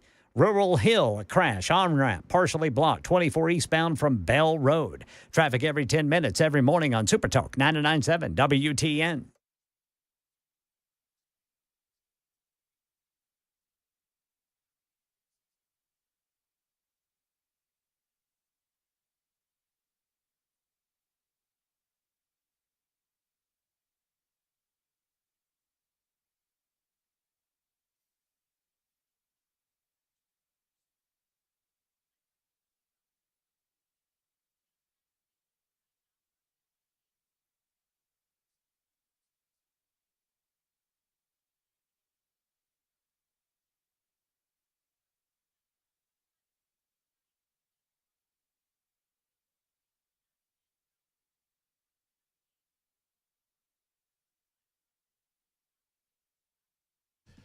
Hello, friends. Matt Murphy for USS. You see the reports of all of these storms that are coming through, and they are, man. I mean, we're going to have nasty storms tonight, nasty storms tomorrow. USS is here for you if you need them.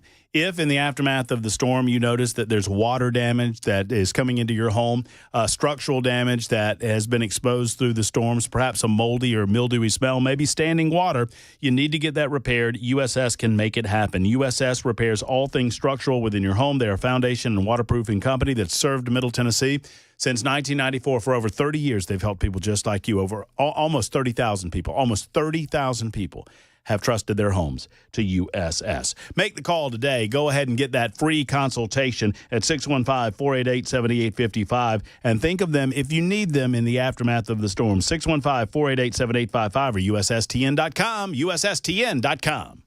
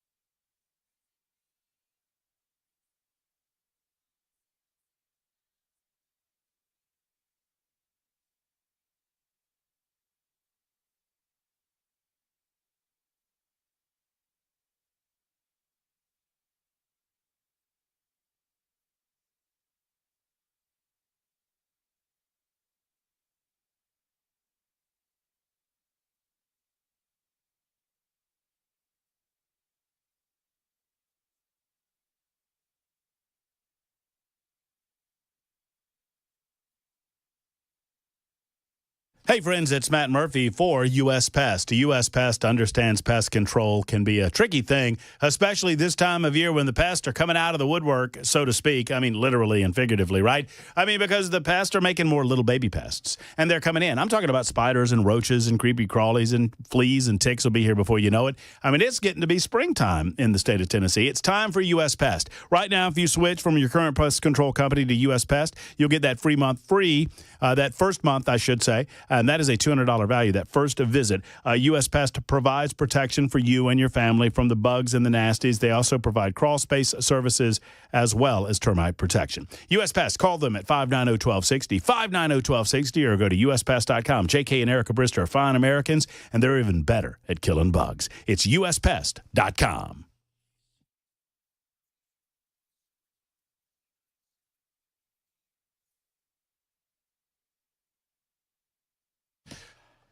In the midst of FRIJAY with our man Jay St. Clair, many of you with a question for Jay. We'll get to your calls momentarily on Super Talk 99.7 WTN. 39 minutes after the hour. I am your host, Matt Murphy. So, Jay, this caller says, Jay made me think of something that my dad says. Spandex is a privilege, not a right. That's pretty good. I thought you'd like that.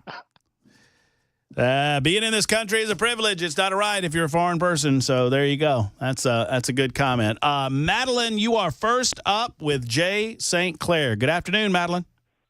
Hi. I called you before, and I came into this country with a green card. Thank you very much. Thank you. And I became a citizen, went to the courthouse, said the oath. So anyway, I called you, and I asked for my friend that's mother died that left her about $35,000 in California. With her, and her siblings did not give it to her. And Right. you mentioned that you weren't a lawyer from California, blah, blah, blah. Well, she did give me another. She says, Madeline, can you ask him another question? So Okay. I'm going to read the little text, okay? And maybe it'll Okay. make enough sense where you can then answer. Okay, it says, if a person draws up a demand letter asking family to surrender documents that list all accounting of expenses and cash left over after person's death, ...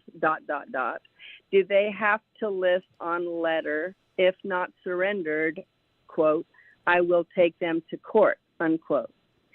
And am I obligated to go to court after they surrender the documents, or can I just go to mediation with another mediating business? How much do lawyers on average charge for just 15-minute phone calls? Okay, so it stops a little weak. But did that make any Right. sense to you? No, it makes a lot of sense. You know, I don't think I mentioned this last time, and this was my era. She should contact the California bar. I bet Okay. you they have programs set up where you can get free lawyers or lawyers very cheap. So I would contact the California bar first. She would really be better off if she had a lawyer. There's a lot of lawyers who volunteer their time. And the other thing I would look for is California legal aid. Google that, but I would first call the Bar Association. They're very helpful. They'll be able to direct you to the right place. Let me answer your question just kind of briefly. Demand letters really have no legal effect. You know, it's a way of kind of prompting action, but they're not a court order. So she can write a letter, and maybe that will prompt them to action. She does not have to go to court, but she may have to go to court to get her money. And she's really just going to be so better off without a lawyer. I would tell her, call the California Bar Association, tell them what her problem is, and they will put her in touch with the most affordable lawyer that they can. Okay. Madeline? Yeah. Yeah. I'm sorry, I didn't mean to interrupt you. I've got to move on to a few others. Do you have one more thing? No, that's it. Carry on. Okay. Thank you, Madeline. Appreciate you. Thanks, Madeline. Let's see. You're going to have to help me out, Mason. I need to make sure that they're all for Jay. And I'm seeing a wide variety of comments there. Number 3's for Jay. You just need to just help me out with that. Yes, sir. Dennis is next in the borough. Dennis, you're on with Jay St. Clair. Thank you. First-time caller, so be gentle with me here. But I want to talk about Biden as he's leaving, as he's walking out the door. He's pardoning all these people, and I'm pretty sure we can't do anything with his son, even though, he said that he wasn't going to pardon him. But I don't think the founding fathers ever thought this was going to happen. But another thing with this COVID czar, I don't think he's been accused of anything yet, but he pardons him. How is that legal? Can he pardon somebody for something that they haven't been accused for yet? That's and if it's legal, Yes, sir. Yes, sir. Absolutely, they can. No question about it. Best example of that is when President Ford pardoned Richard Nixon before he had been charged with any crime. Because here's the deal. You may say, well, this all seems very odd. Defending a case, even if you are as innocent as the driven snow, can be very expensive, very time consuming, and very upsetting. I think the best example, Matt, you remember the guy's name. I don't, a politician. He was charged with something, went on for years. He gets acquitted, and then he goes to hold a press conference and says, okay, now where do I go to get back my reputation? Oh, yeah. Ray Donovan was his name. Yep. Secretary of the Interior under Ronald Reagan, if I'm not mistaken. Yeah, actually, that's right. And so, yes, pardons can be issued to people who have not been charged with crimes. It cannot go into the future. It stops, the protection stops at the moment the pardon is signed. It only covers past acts, not future acts. That's what I was going to ask next. I was thinking if he's pardoning him, carte blanche here, then he could murder somebody. I mean, no, that's right. No, he can't. It doesn't go forward. He doesn't have any protection now, and he hadn't had it for a couple of months. Dennis, thank you for the call. Premature caller ejection there, Dennis. My apology. I'm just trying to get to as many as I can. So many folks want to get a hold of Jay St. Clair, to include Elizabeth, who is in Columbia, Tennessee, with a question about injuries. Hello, Elizabeth. Good afternoon. Good afternoon. Thank you for taking my call. I have lifetime medical with workman's comp through a previous employee. Haven't worked for 24 years due to the wreck. And I had an attorney in Nashville, I won't name his name, that did my case for approximately 19 years, as far as, when workman's comp denied things, they would take it to court and all. Right. Because I paid him a big part of my settlement, and it was my understanding that he would take my case for the rest of my life. Is this true? Is he obligated to do that? Well, that would depend on what contractual relationship you had with him, Elizabeth. Did you have a written agreement with him? I'm not sure whether it's on my court order or not. Yeah, but was there a written agreement you had directly with the lawyer? Not to my knowledge, but like I said, he did take care of it 19 years, and then he claimed that he was no longer doing workman's comp. Yeah, so now that I'm may be left true. without an attorney. Yeah, here's what I would recommend that you do. Call him and say, well, who do you recommend that I get now to help me? Is he still practicing law? He's just not doing workers' comp? That's what he says. Yes, he is still doing the law. But see, he didn't charge me to do the case because he got so much of the settlement. No, I get it, but that was for 19 years. Here's what I would do, Elizabeth. Call him and say, okay, I understand what you're saying. Who do you recommend that I have to represent me going forward? I would start with him making a recommendation. Because if he does workers' comp, then he will know who the good workers' compensation lawyers are around there. So that's where I would start, and then we'll see where it goes. If you want to make him continue to represent you for free, I'm not sure that's a good idea, Elizabeth. Yeah. If he doesn't want, I don't think you want a lawyer who doesn't want to be your lawyer. So I think 19 years. I mean, he's done his part, and I know you probably paid him a lot of money. But I think I was 38 at the time when I had the wreck. Yeah. So right. I was Do you really have any ongoing legal issues, Elizabeth? Meaning, I have lifetime medical where they have to pay for all my medical bills concerning. Yeah, but are they not paying them? Well, no, I take like 20 shots in the back of my neck every 3 months for 20-something years. Yes, ma'am. But they're paying for all. But aren't they paying for all that? Well, here's my question, Elizabeth. Why do you need a lawyer?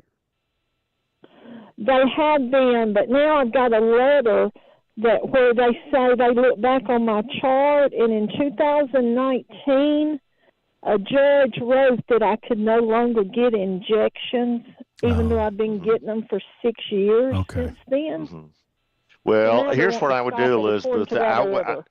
I would talk to the lawyer that represented you for 19 years, did a really good job, and say, sir, who do you recommend that I get to hire me going forward? Because I think you got your money's worth out of the 19 years. And if you want a lawyer going forward, Elizabeth, you probably won't have to pay for Okay. Well, Elizabeth, thank you so much for your time. Have a wonderful day. All right, you have a great day you, too, ma'am. Elizabeth. Thank you. Hope everything works out for you, Elizabeth. Let's talk to Danny, who is next Danny, up. you know what, Matt? That's about as long as I've been representing you. When am I going to get paid? I just told you. I told you just keep sending those invoices. I'll keep filing them. Danny, what's going on? How are you? Hey, good afternoon. I'm doing all right, gentlemen. Mr. J, I'll tell you what, sir. I actually have an honest question. There's a reason I'm asking. And you seem like a straight shooter as an attorney. And like I'm admittedly a little bit of low IQ and not much common sense, okay? I'm going to tell you that straight up. And I know. Are you an Alabama fan? Are you an Alabama fan, Danny? I know this much to say. I can neither confirm nor deny. He said he could confirm nor deny his Alabama fandom. He's pleading, he's pleading the fifth. He's pleading the fifth. Hey, Matt, now that was some Sherlock Holmes detective skills right there. That's pretty good. Jay got him down to it. And he said, I plead the fifth. I got a real question, though. All right, hit it. Okay. Let's go. Jay, you're a straight shooter, all right? I think you're a straight yes, shooter. I don't know you personally, but I think you're a straight shooter. And really, and the reason what brought this on is because something you was talking about earlier. And you rub more shoulders with attorneys and lawyers and stuff and all that than most of us. And there's a lot of stuff about there. Attorneys are basically dishonest or embellish the truth and blah, blah, blah and stuff. And from your experience, I mean, you're a straight shooter. I mean, sure, there's bad. Danny. But, hey, Danny. But okay, Danny. I'll get to it. Danny. Yeah, we got to get to it, brother. I'm running out of time. I'll get to it. I'm getting on it. Yeah. Because of the fact, look, are y'all actually that intelligent to talk about education? Because, like you said, that you could understand governors on small engines, and I can't figure them out. Now, y'all actually that good, and that intelligent? Or are y'all just blowing smoke? Danny, I'm putting Danny on. Go ahead, Jay. Okay. Go ahead. Yeah. Well, here's the way I'd answer that, Danny. You know, lawyers are a big group of people, and you get any big group of people together, you're going to get all different kinds. We are as varied as the people that file into Neyland Stadium on Saturday afternoon in the fall. You get rocket scientists and you get Alabama fans. I mean, that's from one end to the other there, Danny. So I know some really smart lawyers. I know some really honest lawyers. I know some crooked lawyers. I know some mean lawyers. But the same could be said about small motor repair people, radio talk show hosts, pico doctors. So anyway, so we come in all flavors. Absolutely. All right. We as a group, we are not smarter than the general public. Absolutely. I do not believe that. I will apologize in advance to all of these questions on the super text line that I was unable to get to, but I will get to this one because it's my favorite type of question. 8183 writes and asks, Jay, if I'm an unlicensed plumber, can I be sued when I screw up? Well, 8183. Here's I'm sorry, I didn't get the producer's name, man. Mason. Hey, Mason, are you listening? I'm right here. What does it take to file a lawsuit, Mason? Oh goodness, Mason's never heard this question. I haven't heard this question. You don't know, do you? There's a piece of paper and a lawyer. $400 and a crayon. There you go. That's all it takes. There you go. $400 is the filing fee. Mm-hmm. And remember that because that's going to be the name of the podcast that Matt and I do. $400 in a crayon. $400 in a crayon. And so, yes, the 8183, sir, you can be sued for anything. I guess your question is, will you lose? That's what you're really asking. Wow. And then we'd have to know the facts of the case. Yeah, that depends on how bad. You can be sued. Yeah, you can be sued. Jay, I always love it. It's a big-time popular segment of this radio show, and I need as many of them as I can get, and I appreciate you. Send me that invoice, Jay. I hadn't got one in a while. Well, if you'll come do work on my lawnmower engine, then maybe we'll be even. We'll trade it. We'll trade it out. I'll see you soon, brother. Take care. Thank you, buddy. All right, we'll be back.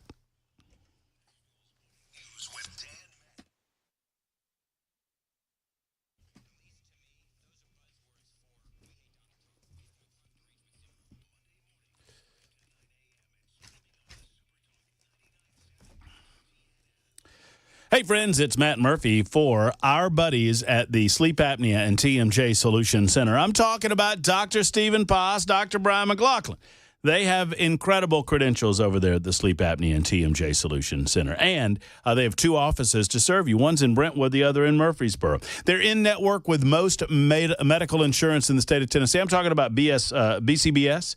I'm talking Aetna, Cigna, United Healthcare, Medicare, TRICARE for the military, all of it covered with the Sleep Apnea and TMJ Solution Center. Here's the deal, folks. If you can't wear a CPAP and you know you have sleep apnea, or if you're unsure, it's time to find out. Let's get with the program and let's get a better night's sleep as a result. Health-related issues regarding an inability to sleep or sleep apnea are on the rise, and it is time to tackle them head on. With an FDA-approved oral device, goes right in your mouth, holds the jaw forward, and you don't have to worry about the snoring or the stopping of breathing any longer through your sleep apnea. Ask them about if it's right for you when you go to drposs.com. That's drposs.com, drposs.com for the Sleep Apnea and TMJ Solution Center.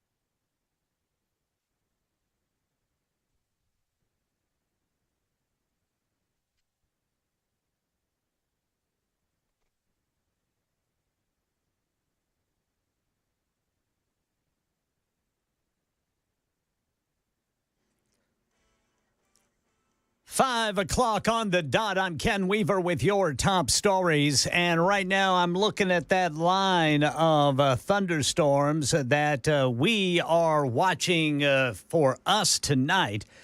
Right now it's about 500 miles west of us. It stretches from Des Moines, Iowa, all the way back down to Fayetteville, Arkansas. And it does look a little angry right now. Looks like there is some strong storms in it, but I don't see anything severe in it at this time.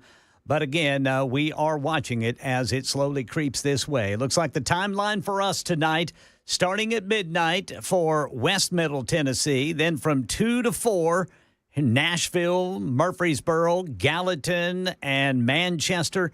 And then everybody else going to be 4 to 6 this morning. Of course, this will be the first round.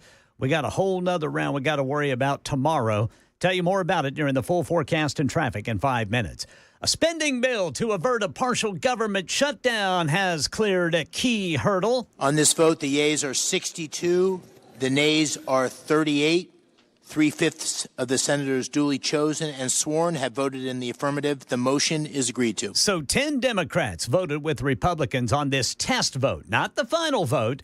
The deadline for a final vote is midnight. Meanwhile, President Trump thanking Minority Leader Chuck Schumer for his support. I have great respect, by the way, for what Schumer did today. He went out and he said that I'm going to have to vote with the Republicans because it's the right thing to do. I couldn't believe what I heard. Other Democrats say they feel betrayed. Over at the Justice Department, here's Molly Nagel. President Donald Trump railed against the, quote, weaponization of the Justice Department during a political speech that echoed his campaign rallies at DOJ headquarters Friday. We're turning the page on 4 long years of corruption, weaponization, and surrender to violent criminals, and we're restoring fair, equal, and impartial justice under the constitutional rule of law. Trump's visit was the first by a president in a decade. Meanwhile, in Canada, newly sworn-in Prime Minister Mark Carney immediately said he'd work with President Trump amid this tariff war. I look forward to speaking with President Trump. Just to be clear, we respect the United States.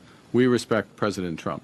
President Trump has put some very important issues at the top of his agenda. We understand his agenda. We understand the importance of addressing the scourge of fentanyl, which is a challenge here in Canada as well as the United States. Sean Diddy Combs pleaded not guilty today to a superseding indictment charging him with forcing one of his employees into sex acts. Combs, whose hair and beard were noticeably grayer, entered the courtroom in New York unshackled in a khaki two-piece jail uniform. He smiled when he saw members of his family, including his mother, seated in the courtroom. He said, "Good afternoon," when the judge greeted him. That's the latest news. Traffic and weather next. I'm Ken Weaver, WTN News.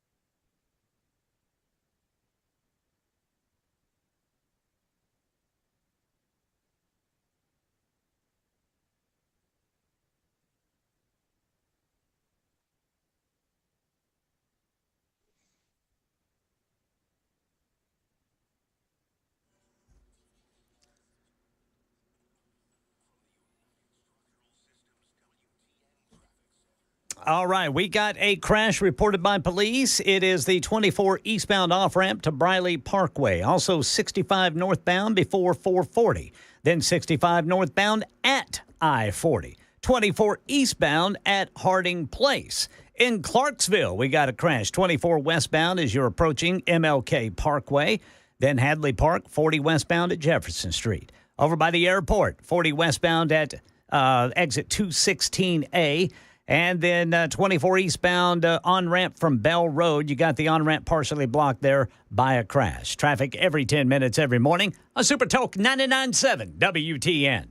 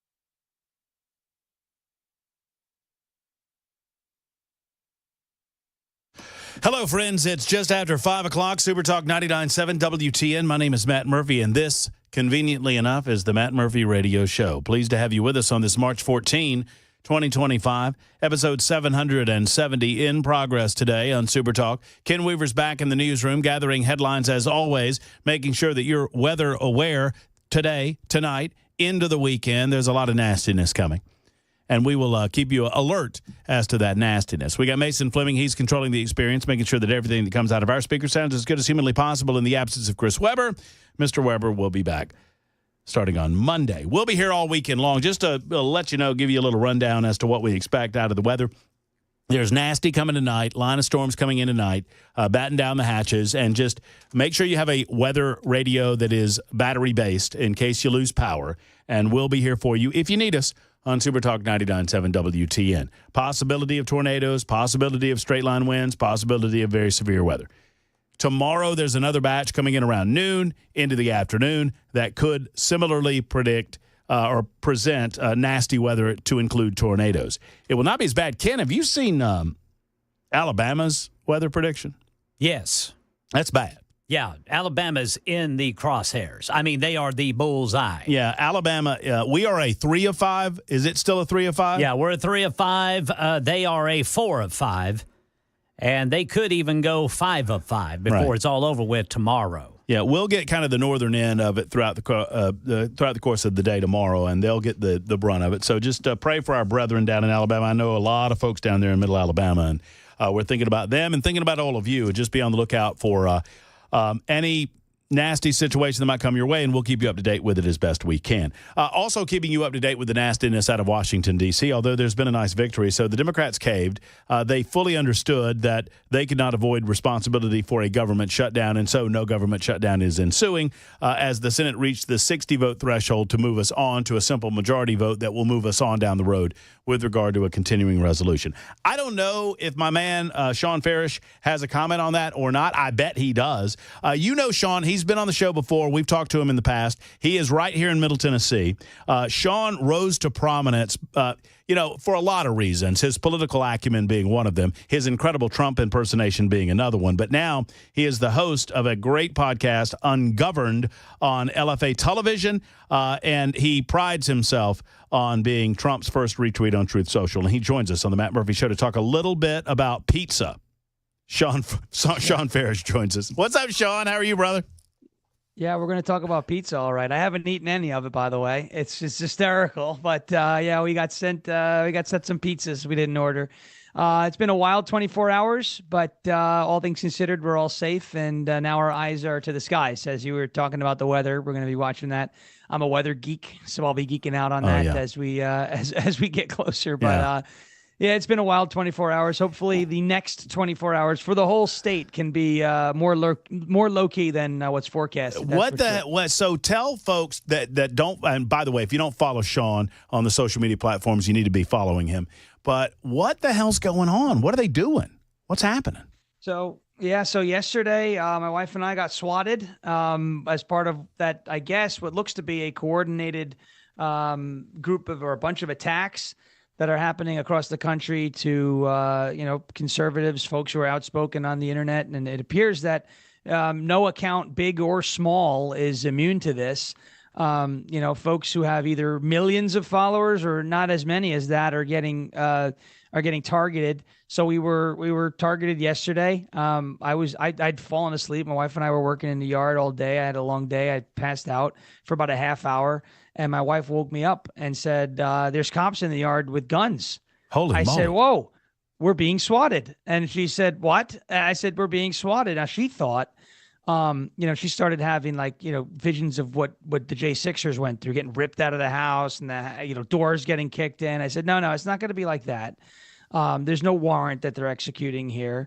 This was one of these, phony calls that somebody made to our sheriffs out here in Rutherford County, and they responded to it. Now, the call was that I had murdered 2 people in the house. They said that I murdered my parents in the house, and that I was ready to commit suicide by cop if they entered the home. And that's why they showed up the way they showed up. Other folks who are experiencing very similar, instances at their homes had similar calls, hostages, and all these types of gruesome crimes, which are meant to trigger a SWAT response or a heavily armed police response to the home, and essentially either intimidate the person who's in the house to quiet down, or I think, in the back of the minds of the folks who did this, they were like, hey, maybe something goes wrong. Maybe one of them gets shot, right? And in the back of my head, when I saw them, they were pointing the guns at the house. I told my wife, I said, let's sit down and don't move. And we will wait for further instructions, because the last thing we need to do is give any officer, and I love law enforcement, right? And our sheriffs here were great. The deputies that were out here, they were amazing, professional. They were kind. They were very diligent, very thorough. The communication was phenomenal. But I said, we're not going to give anybody any room to interpret any of our actions to be a threat, right? Because we know how jumpy things can get in a situation like that. I mean, I don't know the officers who are holding these guns. I don't know who's having a good day, who's having a bad day, who's running on overtime. I had no idea. So we calmed down, we shut down, and they called me, told me what was going on. I said, listen, none of that is true. I'm prepared to demonstrate that none of that is true. My wife and I are prepared to cooperate fully with what you need. They said, okay, walk to the front door. We walked to the front door. We opened it. They said, all right, come over here. We sat on the neighbor's driveway. They swept the house. Then they came out, and then we talked about what was next. And, they're trying to track down who did it. And this is, we believe, tied to all the way down to the pizza, because that happened to other people across the country too. It's some sort of coordinated attack on conservative names online.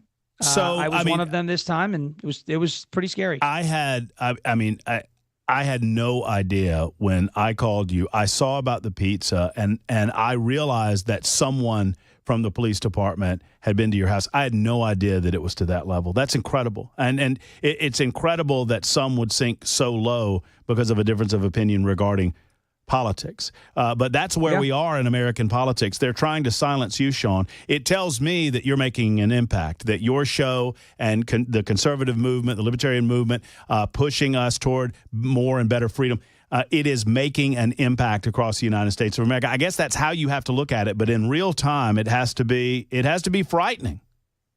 Yeah, it's unnerving because, again, we don't know who's out there. I don't know the men and women who are out there. And I love law enforcement. I'm not taking shots at these cops. They did a phenomenal job yesterday.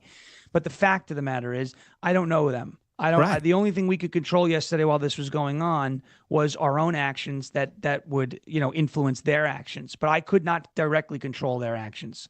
We have 3 cats. If one jumps in the window and spooks one of these officers, I don't know what's gonna happen, right? So, there were people who were like, "Go film it," and I was like, "No, I'm not gonna stand up in the window. Some guy, you film him.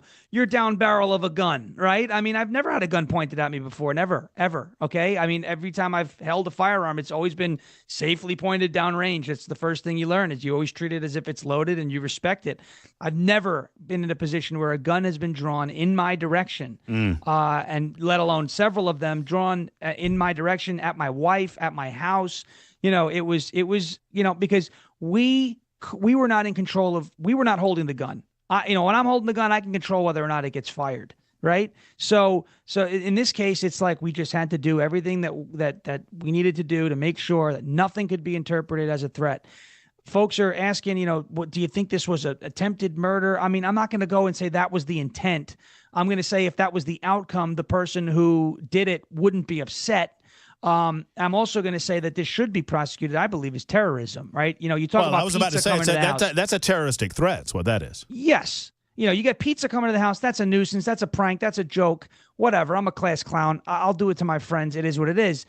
When you start sending, heavily armed police officers to my house because they think I killed my parents and I'm holding a gun to my head and I'm dangerous, and they are training guns on my wife and my house, that's not a joke anymore. That's terrorism, right? It's not easy to see that type of stuff lining up in your backyard. Now, again, thank God we got out of there. Everything is fine. We're totally safe. No damage, nothing. But to say, I know my wife was distressed. She was, getting very worked up early in the process. And I told her, I said, I know how this is going to play out We just have to calm down, because I've seen it happen to so many other people in the past. So, that's how it wound up playing out. And again, law enforcement did a great job. They were professional. They were courteous. They were not aggressive in any way, shape, or form. And now I've been talking with them all day, trying to track down these leads and track down who did this, in conjunction with the other folks who have been hit across the country in this wave of what looks to be coordinated attacks. Yeah, Sean Farish, our guest. He's the host of Ungoverned. You can find him on social media, Sean_Farish, and farishmedia.com. Lives in and around our area here in Middle Tennessee, and was the victim of a SWAT attack. Did the pizza come first? I mean, No, the pizza came second yesterday. Okay, and, because I'm hearing that sometimes it comes first. It's like a test run, and we don't really know. But do you think they're related? Yeah, I definitely think they're related, Yeah. because Papa John's and Domino's both called my number, and I didn't give it to them. So Right. the sheriff's got my number from whoever made this call yesterday. These Right. pizza places got it, and the other people in the country who have been victims of SWAT attacks also got pizza delivered to their house. So there's a connection that that we're seeing here. Again, you want to send pizza to my house? It's a nuisance. It's annoying. Don't send the cops with the guns. That's crazy. That can get somebody hurt. And all it takes, Matt, is one thing to be out of place. And Well, that's why it's a terroristic threat. I mean, and you know better than me. You experienced it, because they want you to do the wrong thing. What they're trying to get is for people like Sean or Matt Murphy or whomever it might be, those victims, and they want you to do the wrong thing, to say the wrong thing. And it's almost as if these evil people want something to go wrong so that harm is done to you or your family. And that is, it's not just shameful, it's illegal. And I hope they find the SOBs that did this to you and put them under the jail. Yeah, that's what we're looking for. We're going to do everything we can to make that happen. And again, anybody who may fall victim to this in the future, the best thing I could tell you, and this is what I've been saying all day talking about this, is I know you did nothing wrong. I know you have nothing to hide. It's unsettling. It's aggravating. It's maddening. Stay calm. Let the police in. Let them do what they got to do, and then talk to them afterwards, right? Right. I would not recommend filming. Don't hold anything up. Just let it play out, and keep yourself and your loved ones, your pets, your property, keep it all safe. Just shut down, go totally stoic, and just get cold, and just follow, deadpan, and then talk to them afterwards. Well, I can imagine that I've never been through it, and I don't want to, I don't want to suggest that I could know the emotions that go into something like that. But I would know this: it's maddening to have done nothing wrong, and to have to go through this, and then have to. I mean, I understand how people would say, "Well, why should I let the cops in my house?" Well, the police are just trying to do their job, and they take very serious calls. They have to deal with things like this that are actually real, and they have no idea what's real, what's phony, what's fake, what's not. And you got to give them a little grace in this regard. And it sounds like you're doing that, Sean, and that's the right step to take, right? You got to give the cops just a little bit of grace, because they don't know what's true and what's not. Right, and I want them on my side at the end of the day. The last thing I want to do is put up any sort of resistance, because that looks like guilt, that looks like we're trying to hide something. We don't want that. We don't want a bad relationship with law enforcement. As far as I was concerned yesterday, the faster they got into my house, the faster they were going to be out of my house, and the faster all of us could move on. I had nothing to hide, so by all means, come on in. Make yourself at home. I mean, I was sleeping. There was a good chance, if I wasn't sleeping, if I didn't take a nap, not off for 30 minutes, I would have been outside grilling while they were pointing guns at me. And at that point, I would have invited them to dinner. I would say, hey, put the gun to, what are you doing? I got pork chops. You want some? I mean, everything's cool here. But again, a great relationship with them is what we're looking for. And yesterday was a good first step. Just cooperating and providing, any information that they needed. And then today we made more progress. Hopefully we're getting close. Maybe we'll find out who did this. Maybe we won't. But if we do, we're going to push, for accountability to the fullest extent of the law. Bless you and bless your wife. And the bottom line, Sean, we're winning, right? When they're stooping this low, when they're stooping to engage in lawless behavior, to attempt to intimidate you, I know that you're winning, that you're making an impact on Ungoverned, you're making an impact across the country, and we hope that we are too on Super Talk. I mean, that is what, sadly, we knew that this deep state cabal and their minions all across the country, and they weren't going to go quietly. They weren't going to acquiesce quietly. And it's sad to note that they would reach this level of personal attacks. But you know what? If I take any small silver lining, it tells me that we are winning and they have no other refuge than to do garbage like this. Yes. Well, that's the goal. We want people to be aware, and I want people to just don't inflame the situation while it's happening to them. I appreciate the platform and telling the story. Sean, you and your wife need more pork chops. What do you need from us? Anything? I'm about to go out and grill right now. I didn't grill last night, so that pork chop has been sitting in that fridge, in that marinade for over 24 hours. It's going to be great tonight, I'll tell you that much. It's going to be get it in before the rain comes, brother. Anything you need from us, let us know. You know we have your back as best we can. God bless you, and I'm sorry you had to go through that with your family, and thank you for telling the story. Thank you, man. I appreciate it. All right, brother. There's Sean Farish, who what an incredible story with Sean and his wife swatted. And I'll be honest with you. I knew the pizza part of this, and I knew that a cop showed up to his house. I had no idea that they drew their guns and to the level that this was in Murfreesboro, Tennessee, in Rutherford County. That is insane, but it's happening, and hopefully they get to the bottom of it, find those who are responsible for it, and put them under the jail 24 after the hour. You're listening to Super Talk 99.7 WTN.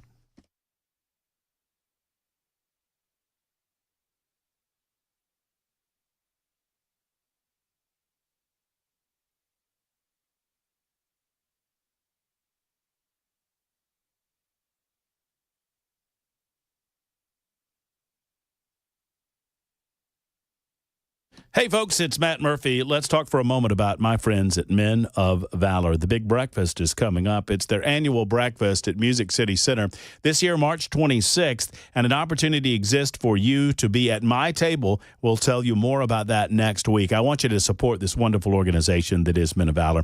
We just had a day on the Hill where the graduates of the Men of Valor program, these are men that have come out of the prison system. Some of them had been in the system for years and years.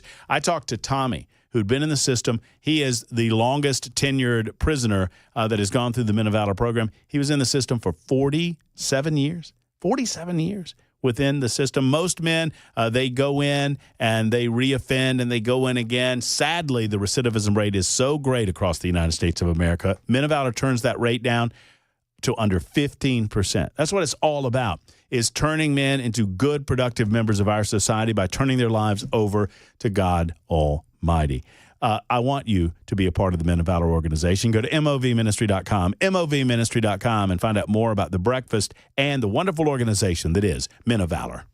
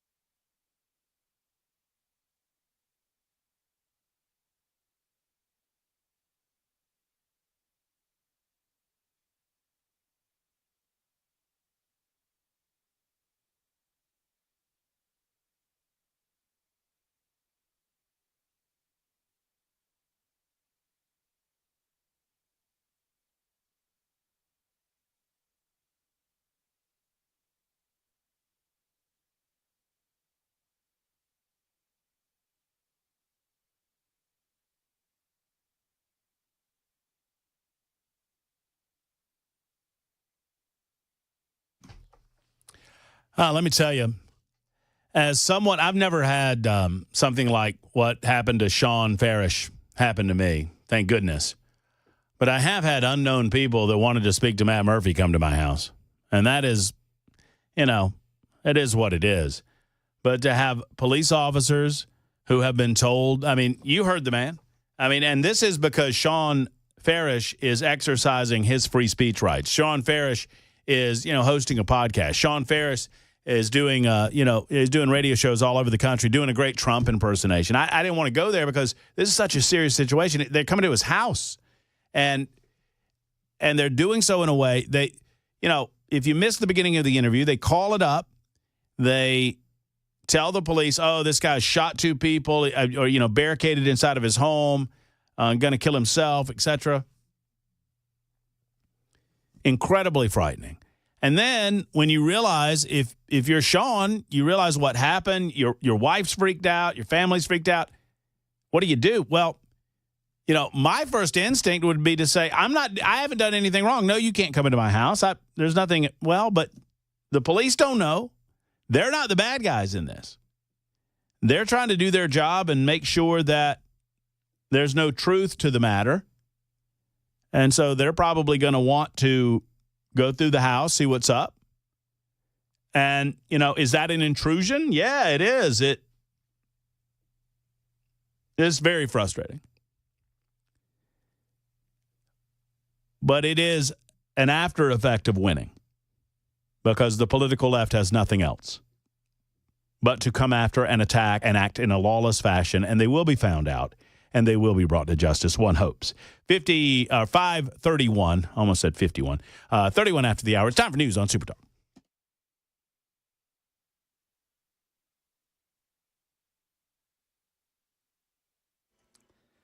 I'm Ken Weaver with your top stories, and we're tracking 2 rounds of severe weather that could spawn tornadoes overnight tonight and tomorrow afternoon and tomorrow night. This first round tonight, I'm looking at it right now. It stretches from Des Moines, Iowa, all the way back to Fayetteville, Arkansas. And there are some severe thunderstorms associated with it in southwest Missouri. Nothing tornadic right now, but severe thunderstorms. And some parts of Missouri and northern Arkansas are under a tornado watch. So what we're looking at tonight here in Middle Tennessee, starting at about midnight to 2 a.m., places like Hopkinsville, Clarksville, and Waverly should start getting some of this line. And then from 2 until about 4 o'clock this morning, Nashville, Gallatin, Murfreesboro, and Columbia. The rest between 4 and 6. We can't rule out tornadoes if any severe thunderstorms pop. Full forecast and traffic coming up in 5 minutes.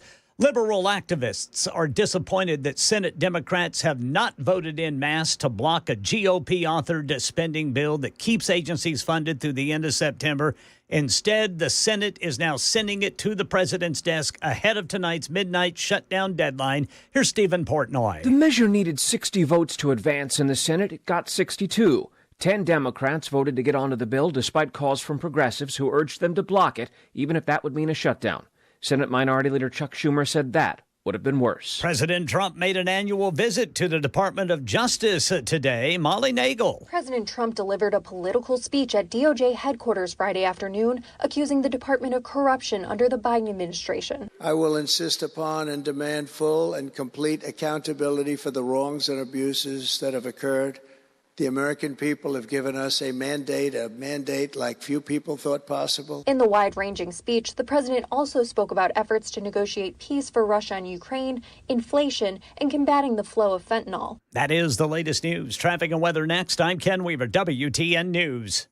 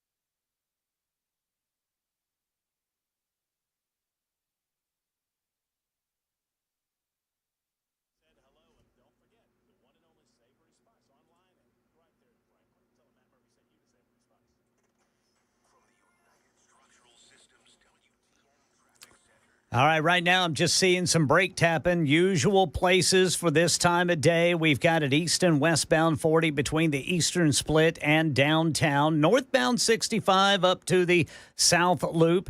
And then 24 from the Eastern Split looks like all the way down to Bell Road and actually down to Laverne. Looks like it is pretty heavy traffic now. Nolensville Pike. Actually, pretty busy right now. They're at Harding Place, Nolensville Pike. That's just some volume there. Traffic every 10 minutes every morning on Super Talk 99.7 WTN.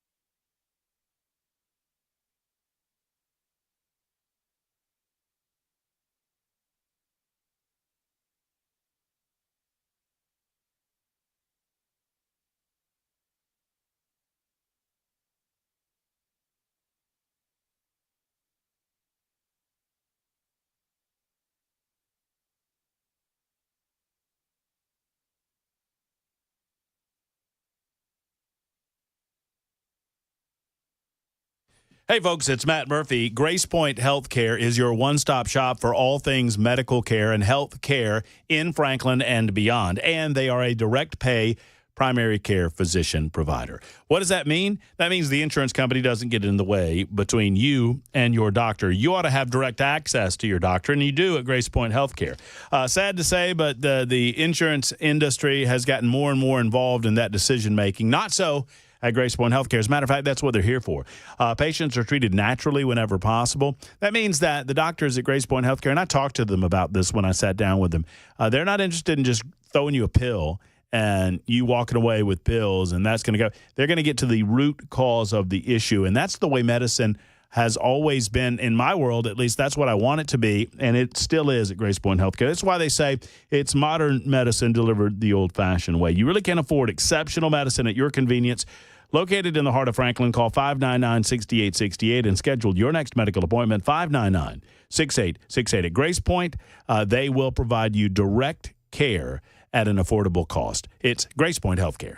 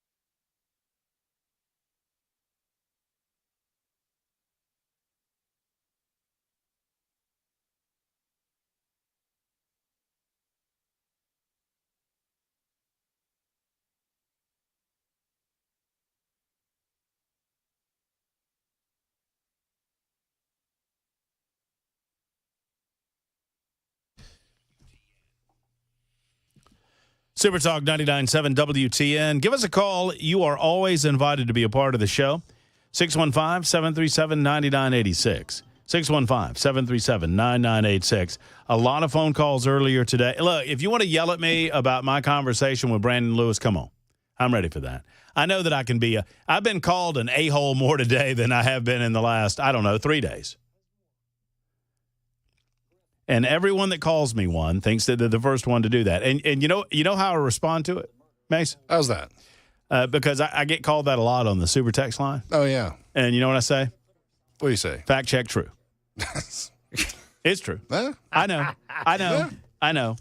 But I promise you this, I'm your pit bull. When you need a pit bull in your corner, I promise you'll love me being over there.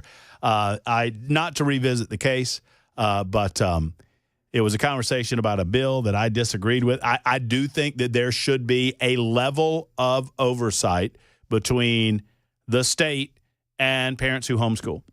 I do not believe that should rise to the level of curriculum organization. I do think it should rise to the level of making sure that you're meeting certain metrics at certain points, because I believe that a refusal to educate your child, just like a refusal to offer your child, some level of direct medical care, would rise to the level of child abuse in the most extreme cases. And what this would do is ultimately legalize that as an example of child abuse. I disagree with that. And so I push back vehemently against those that perhaps dismiss it as, nothing more than wanting the state to control your children or whatever the arguments might be. So I understand that I can be a jerk. If you were listening earlier today, you probably listened to some of that.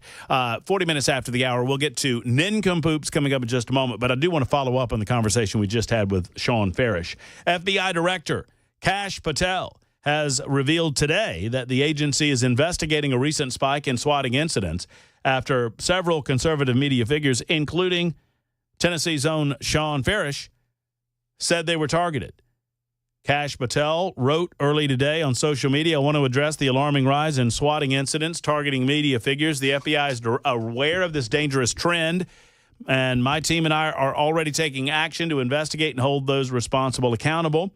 The director then stressed, "This isn't about politics. Weaponizing law enforcement against any American is not only morally reprehensible, but also endangers lives, including those of our officers." Swatting is obviously, as we just described, is when a person sends law enforcement officers to someone else's house over a fake incident, which has been deadly in the past, by the way. This can lead to bad consequences. Patel continued, "That will not be tolerated.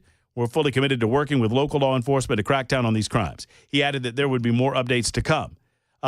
There have been several individuals that said that they were swatted. Nick Sorter yesterday on X said that he was swatted. Our own, as we mentioned, Sean Farish has mentioned as much. Thursday night, he said as he said earlier today, we're safe.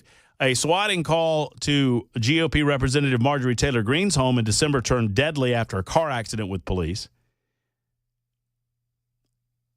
So we'll continue to monitor that and see the number of individuals that have been swatted and hopefully get to the bottom of it and get to those responsible. 42 after the hour. You know what? I think we all need a palate cleanser, don't you? And we try to do it every day at this time. We've informed you as to what the news is. Ken Weaver's on top of the weather situation, something that we'll talk about in a little more depth in the 6 o'clock hour. But now what we do on a daily basis at this time is we look across our community, our state. We go across the entirety of the United States of America, nay, the globe, and we find the nincompoops, friend. And they're in the news. Nincompoops in the news. Pardon me, big voice guy. I didn't mean to interrupt you there. Nincompoops in the news time. It's been a crazy day. Crazy day! Let's see if we can find some nincompoopery. What's up, Mason? I found some. Oh, Ken Weaver's doing? got some. He's excited. In the great state of Georgia. Oh, boy. Oh, boy. I'm glad you brought up globe because mine went a little more global than. Did you? Yeah, just a little bit. Mine is a pretty straightforward nincompoop. I think I'll take a professional liberty and I'll go first today. There you go, Brother Everybody? Murphy. All right, we'll do that. Yeah. Mine comes out of University Heights in the Bronx. That would be a borough in New York City. New York City? That's Somebody get a rope. New York City. Several small businesses were destroyed in a devastating fire Thursday morning. This is bad, y'all. Bad. And I understand sometimes we talk about bad news stories that involves nincompoopery. The nincompoopery comes where firefighters say that their efforts were hindered because some bleep hole parked his car in front of a fire hydrant. The fire happened just before 8:30 in the morning near Jerome Avenue in West Burnside, no pun intended. The fire escalated to a 5-alarm, prompting a large response from the New York City Fire Department, the FDNY.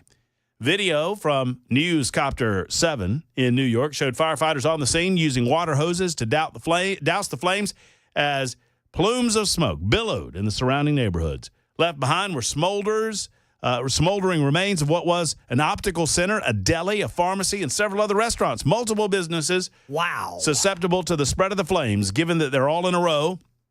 And according to the New York City Fire Department, the fire spread from the restaurant through the cockloft. I don't know what that is.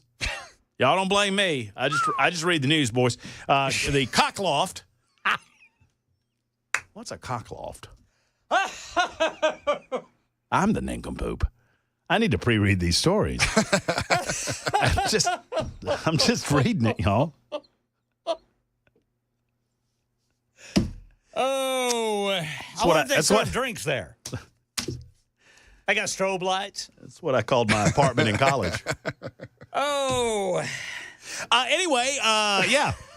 Damaging 6 businesses during a Thursday afternoon press conference. This was actually yesterday. A Thursday afternoon press conference. Fire Department New York Deputy Mayor Kaz Daugherty said a vehicle parked in front of a fire hydrant near the scene slowed down firefighters to the point that they had no ability to access water. Wow. And they have now issued a summons to the driver of the parked car. If you don't think parking a car in front of a fire hydrant is wrong, if you think it's a convenience, it's not. It's a recipe for death. Thankfully, no injuries and no one died during the fire. Absolutely, but dude. That dude who owns that car, who put that car in front of the fire hydrant, is a nincompoop. Yeah, that's a nincompoop for sure. There might have been some code violations there too, if that thing's spreading through buildings like that, man. Maybe so. So it's have firewalls. I didn't realize that the cockloft would go up like that, but apparently. Oh man! Whoosh, whoosh. Folks gonna have to find another place to go dancing. I hope Maybe jump over to the hen house. You know, instead of the cockloft, it's the hen house. We got it. Hey, I'm making sure. We had it right up. We had it. We were right. Oh, my I'm making God. sure. Woo. We had it. All right, so what does it say the cockloft is? I'm going to find out. What is Is it spelled like I think it's spelled? What? After you find out, let me know if I should have dumped this entire segment. Probably. Oh. What is... Oh, my goodness. It's a small loft or attic. Okay. Mm-hmm. All right.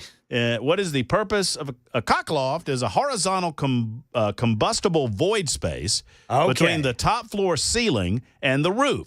It presents an open void space that allows unimpeded fire travel throughout the length of a building. The cockloft can vary in height and is not an inhabitable space. It can vary in height as well as girth. So yeah, it doesn't matter the size. They did have a firewall, so to speak. Apparently they did. That's how the space is used. Yes, Mason. Yeah, it's all about how you use the space. Yeah. As to its efficacy. Yeah, and it's This is an indictment on us. I mean, we could have gone through this story. I did not. This was not planned. Not done anything with it, but this is probably a common term in big cities like New York. I guess so. I mean, I have from the website fireengineering.com, fellas. Allegedly. I have the technical differences between a cockloft and an attic. A cockloft is designed to trap heat at the upper levels and disperse through the use of multiple cockloft vents. Utilities in this space are limited to piping and electrical. There's usually no access to the cockloft from below. Man, my mom's going to get me. I was talking to her last night about the subjects I choose during nincompoops. There's no access from below. It's just us, man. But you can reach the cockloft from above. Mason? Take it away. The floor is yours, friend. I don't know if I want to follow that. I don't. Listen, I just want to tell a story about a dude Park in front of fire hydrant. Fooling around and parking in front of a fire hydrant. That's all I wanted to do, Yes, y'all. sir. That's all I wanted to do. I am sorry, sincerely, for my entire show today. Mason, go right ahead. Pivoting down towards good old Columbia, the country, not Tennessee. Columbia police catch a man smuggling packets of cocaine under his toupee. Cocaine? Cocaine. Wait a minute. It's not dandruff. Here's the. That's oh, cocaine. wait. I think this is a first. This might be a first. Go ahead and tell the story. Go ahead and tell us. It might be a first. Columbia police apprehended a 40-year-old man attempting to smuggle several bags of cocaine concealed beneath a meticulously placed toupee. Yeah. I feel like I just repeated. No, you did. Didn't you do this story, Ken Weaver? No.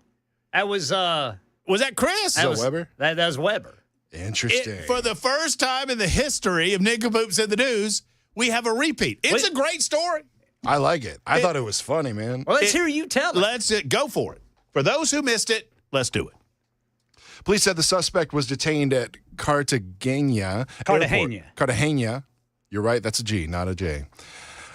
Airport on Monday as he prepared to board a flight to Amsterdam. A scanner revealed the hidden cargo, 220 grams of cocaine packed in small bags, strategically placed under the authorities described narco wig, which I thought... A little narco. Just a nice little narco wig. Mm-hmm. The image of them removing this is probably what really got me, because he looks so ashamed. Covering his face.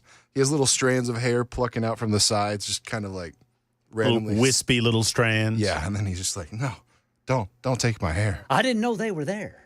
What are you talking about? I don't know what you're talking about. That's my hair. That's my real hair. Well, that's a great story, Mason.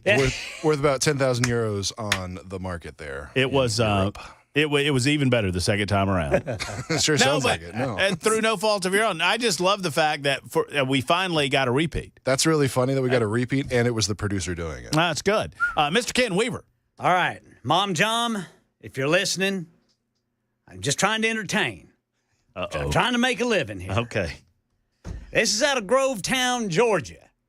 Columbia County, Georgia. I've been to Grovetown. Where on September 25th, a couple was arrested for allegedly having relations in a hotel pool. I might know these people. Oh. Reports say Patricia Snyder and Rick Wright were nude in the public pool at the Holiday Inn on Park West Drive. Witnesses told the manager the two were active. They called 911.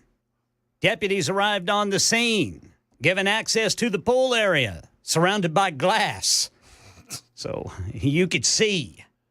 Deputies say they observed what was going on. When asked what they were doing, the couple just simply glanced at them and continued cooking. After asking the couple what they were doing and being ignored, deputies finally started demanding the two stop and get out of the pool. Well, eventually, Wright, I like how they wrote this down in Georgia. Wright put on his swimming trunks. Put them on, did he? Exited the water, while Snyder proceeded to just float around on her back. She eventually put on her swimming trunks. Baby, hand me my cigarettes. Yeah. And this is the weird part of the story here. Police say... This is the weird part. Yeah. Police say they smelled alcohol. Oh, no. Coming from both of the subjects. No. Again, they were asked what they were doing, and Wright, pulling up his trunk, said, just swimming. Authorities say they informed the suspects that other hotel guests saw them and complained. Patricia Snyder and Rick Wright both arrested and charged with public indecency. That's how they roll in Grovetown. Yeah. I know Grovetown well. Grovetown's about, 20 miles, maybe less, to Thomson, Georgia, Thomson. Did a lot of stomping around in Grovetown. Never saw anybody naked in a pool, though. No. Let's see, what was the name? Oh, that's the Holiday Inn on Park West Drive. Can you imagine walking out of the pool, pulling your swimming trunks up? What you fellas want? Yeah. What were you doing, sir? Swimming? Doing a little swimming. Just a little synchronized swimming. Mm-hmm. I like how they asked them the first time, and they just both looked at him and just kept on going. Yeah, well. Got to do what you got to do, I guess. I'm sorry, Mom. My mom told me last night, she said, why are you always doing stories about naked people? Mama, he upped his game today. That one was for Mama Weaver. And I've been asking her to help me find some. And she says, well, I've been looking for some, son. I've been having some difficulty finding. I said, just type in naked man arrested or naked woman arrested. There you go. That's how we play Nincompoops in the News. You have an opportunity to vote on your favorite Nincompoops on Super Talk 99.7 WTN via the Super Text line, 615-737-9986. It's 54 after the hour.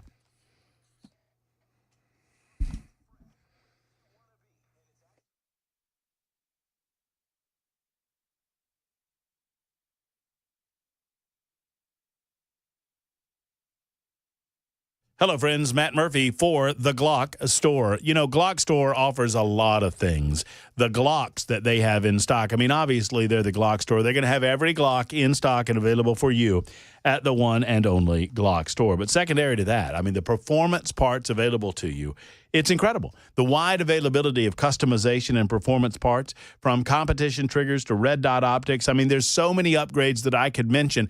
And here's the great thing. We have the Glock Store right here in Nashville. People from all over the United States of America go into GlockStore.com. They buy these performance parts, and they have them shipped to their homes. But right here in Nashville, Tennessee, all you've got to do is walk in and buy that performance part, and if they're open, there's a gunsmith on duty. And if there's a gunsmith on duty, they're going to install that part on your gun for free while you wait. Let me say that again.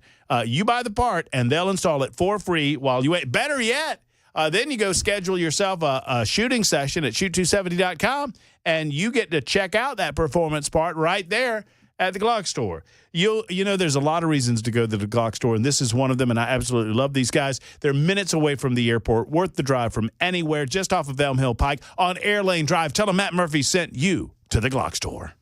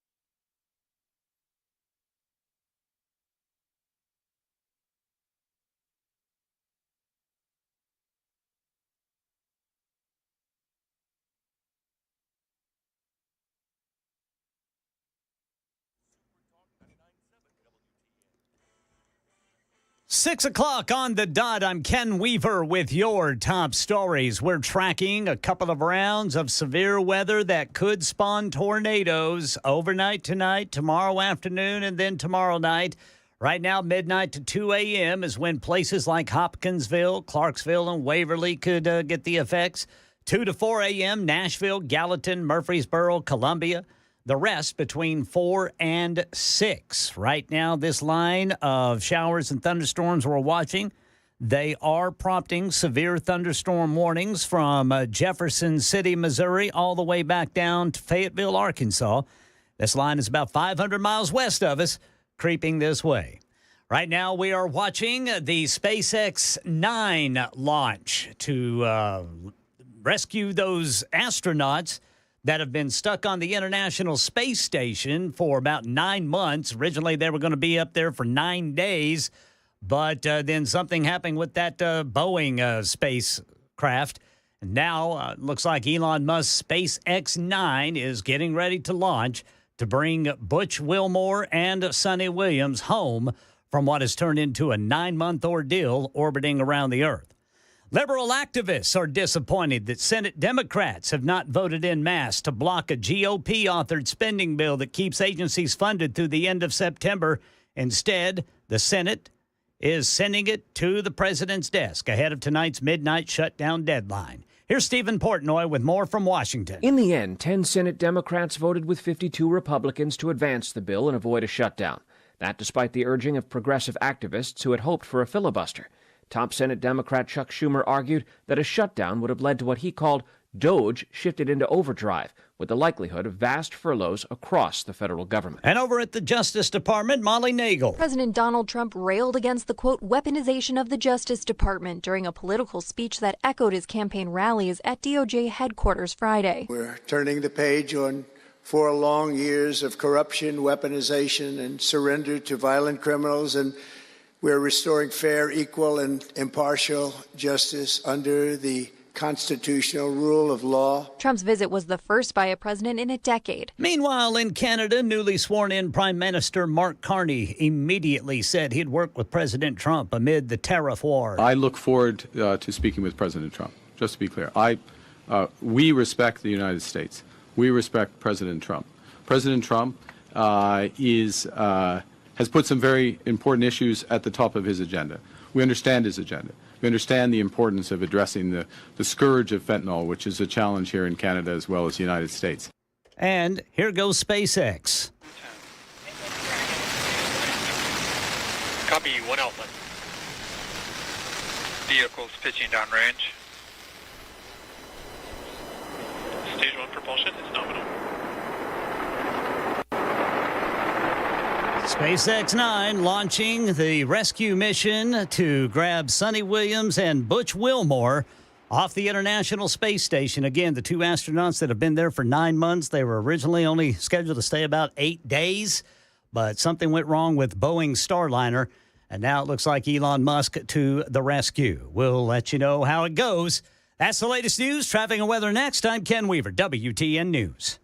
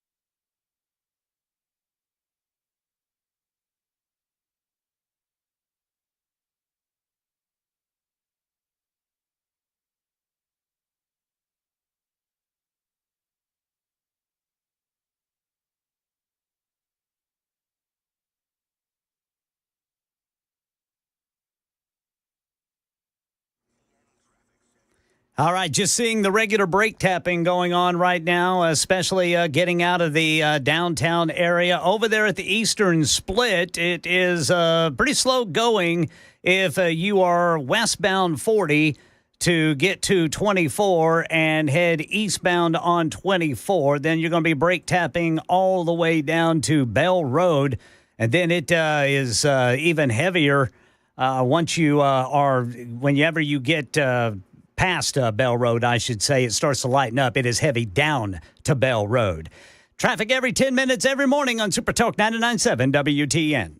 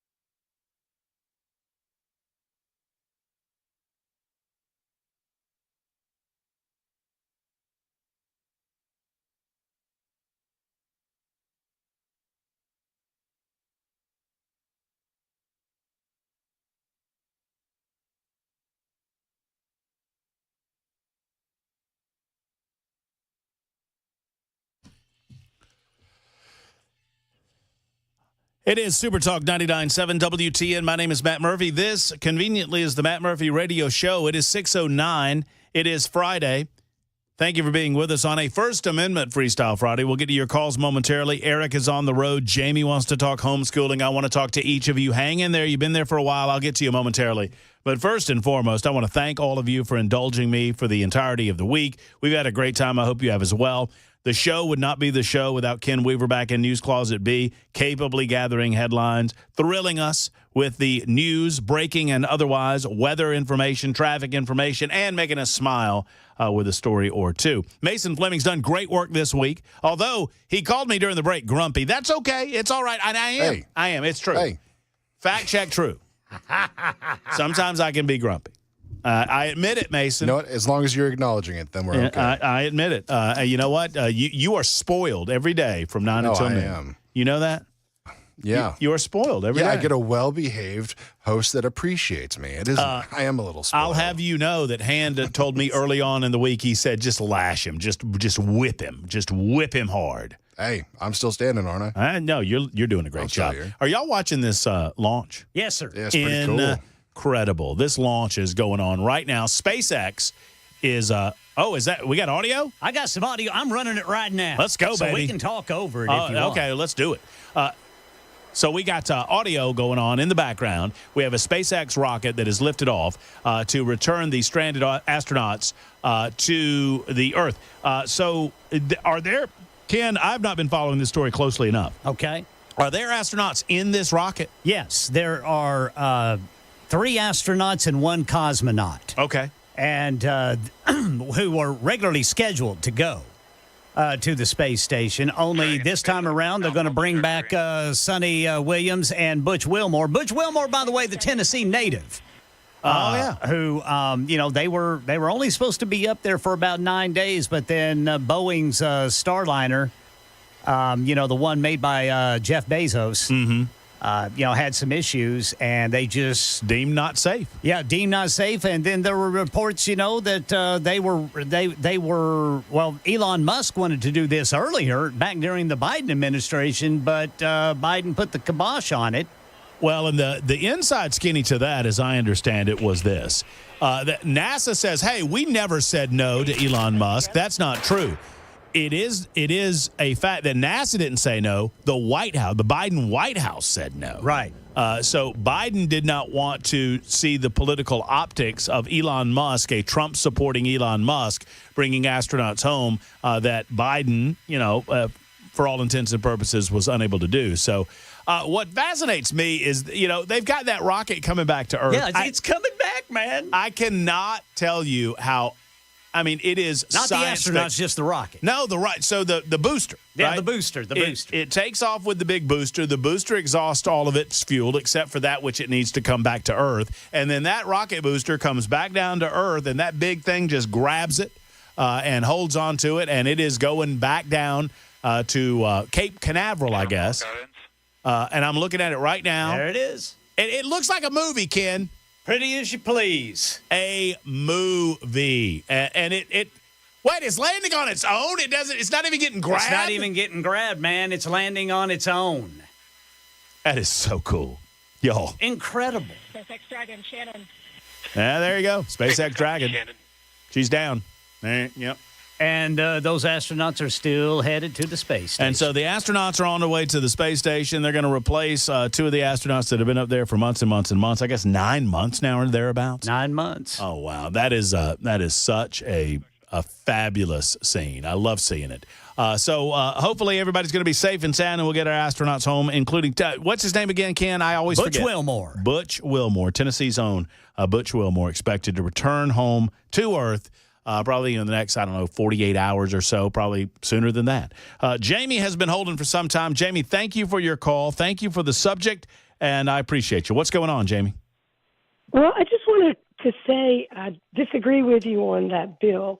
When you have a homeschool child, I've homeschooled one of my children for 14 years, and I'm on year 10 of the other one. You belong to what's called an umbrella school. And the umbrella school keeps track of your attendance. It keeps track of the grades. You determine if you're going to be on a life path, which means you're not going to go do college. So that's already covered. The state doesn't need to mess with the homeschoolers. I mean, if we wanted to be involved with the state, we wouldn't homeschool. Right. So the umbrella school is responsible for finding out those things that you were asking. Those right. points. But I mean, I don't. The Bill 552, Jamie, would eliminate all of that, and it would eliminate the ability to track. What it would do is just have an annual reporting requirement where the parent just says, yes, we went to school, and here are the grades. But we're doing that already with our umbrella school. We don't need to do that with the state. We don't want to do it. What I'm saying is that this bill would eliminate that. You would not do that anymore. You would still have to do your umbrella school because you have to belong to an umbrella school if you're going to homeschool. So that's the very nature of the conversation we were having. Do you understand that the free bill 552 would eliminate the requirement that parents demonstrate that their children are going to school at all? It would eliminate the umbrella school. That is my understanding. Function? Okay, it would untether homeschoolers from any association with the state whatsoever. Okay, it's not, the umbrella school is not with the state. The umbrella school is like here in Franklin, I believe Christ Community has an umbrella school. We belong to Home Life. That's probably the biggest one in the state. And Home Life works with... And they report to the state? No, they don't report to anybody. We report... Well, they're accredited with the state. Oh, yes. They probably are accredited. Right, so you have to report to an accredited school. Correct. Right? Yes. When we graduate our children, well, I do some at home and I do some at a tutorial. When we graduate, we will get a diploma from Home Life Academy.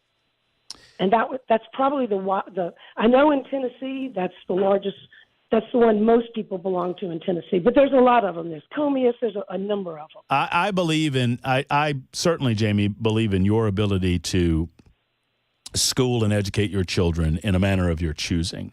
But I believe I do believe that there should be a tethered relationship between the state and the parent in terms of making sure that your child is being educated at all. Because your child has, to suggest that the child doesn't get educated at all would amount to me to be it would amount to child abuse, in my opinion. Okay. I don't want the state. If I had wanted to be affiliated with the state or with the government, we wouldn't homeschool. That's one of the reasons we don't homeschool. Well, Jamie, you're going to be affiliated with the government, whether you like it or not. I mean, I'm not talking about schooling. I understand, but right. No, I understand. So there's going to be some level of association with government. I mean, does the government have a response? This was the example I used, and I understood that it was a pretty, I don't know if you heard the conversation that I had with Brandon, but I understand that it's a pretty inflammatory example. But does a parent have the right to discipline their child? Well, of course you do. And that can include corporal punishment. Of course you have the right to spank your child. But at some point, we determine as a civilized society through government that turns into abuse. And we don't allow parents to abuse their children. And I'm comfortable with the state interacting with parental rights in that fashion to make sure that bad parents have not begun abusing their children. If a parent were to choose under this Bill 552 to report to the state that they're homeschooling the kid and that's all, and then never do it, they would have that ability. And I believe that, and I understand it's a worst case example, but if a parent chose not to educate their child and then suddenly you've got a 13 or 14-year-old child that's illiterate, is that a parent's right to do that, or are we at some point encroaching upon the rights of the child? Does that make sense to you? I think it makes sense, but I think it's kind of far-fetched. Well, I would suggest that parents beating their children or locking their children in a basement is far-fetched too, but I want the ability for the state, when they find those examples, to do something about it. This would legalize the practice of doing what I just described. Well, I guess the other frustrating thing is, look how many kids are going to public schools, state schools, and they get out and they can't read and write. No, I agree. I mean, it's shameful. If you look at the stats of the homeschool kids versus the public school kids, it's pretty crazy. And like I said, we already have something like that in place with our umbrella school. So but just leave everything alone. But as a homeschooler, you adhere to certain curriculum standards, right? Right. Well, those are and how are those standards set? You choose what you want to do. I choose what science I want to teach. I choose what math I want to teach. That's the beauty of homeschool. You get to plan those things. Right, but you have to meet certain curriculum standards that are set by the state. No, we do not. No, we do not. The state does not. The state has no say so on what I'm teaching. Who sets the curriculum standards, Jamie? The umbrella school. The umbrella school. Well, what I do is I take my plan to the umbrella school, and they approve it. And then the umbrella school can approve it. And they approve it. And what standards does the umbrella school adhere to? That I don't know. Those are standards set by the state. I don't think it's that. I think you're incorrect. But I'm not. Please fact check me. I mean, if I'm incorrect, I will stand corrected. Okay. Yeah, I can check, and then I can call back next week. Please do, and understand. I am not against homeschooling. I'm in favor of what you're doing. I love what you're doing, but I do think that there needs to be a touch-based relationship between the state and the homeschooler and the homeschool parent to ensure that child is getting an education, because sadly there are some parents that would fail in their duty as parents to educate like the ones that send them to bad schools.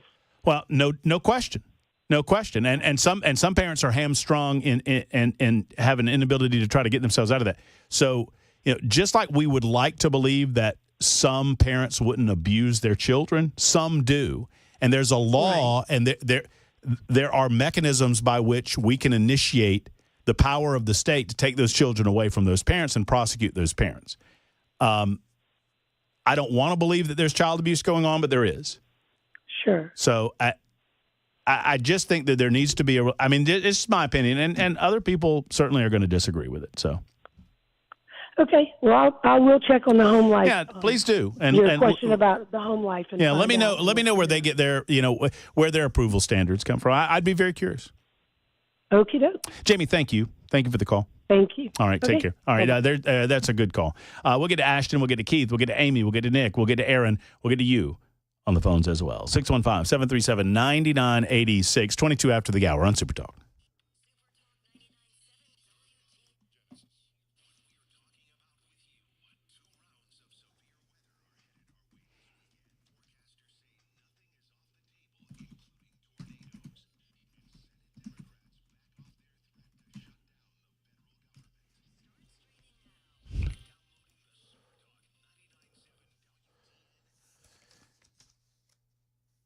Friends, it's as simple as this. If you aren't familiar with jewelry stores, when you go into Genesis Diamonds, it can be a little crazy. It can be a little overwhelming. Why? Because they have so many diamonds. And guys, I understand. You're like, I don't know what to get. I don't know what she wants. I don't know the difference between cut and clarity. And stop whining and talk to Genesis Diamonds. They can help you. Genesis Diamonds have consultants never on commission. That's a big deal, right? They're not retail clerks. These are not transaction-focused people. They spend 30 minutes with you or 3 hours with you. They just want to find the right thing for you. They will feed you baby birds, as I like to say. They are experts in their field. They'll make you comfortable, and they'll help you understand the difference between a diamond that's properly cut and one that is not. They'll educate you on the diamond buying experience, which is pretty special. Plus, they have the lowest prices in town because they are a true direct diamond importer. It is Genesis Diamonds. I encourage you to go for an anniversary, a birthday, or a just because. Genesis Diamonds, Green Hills and Cool Springs. Genesis Diamonds. Tell them Matt Murphy sent you to the one and only Genesis.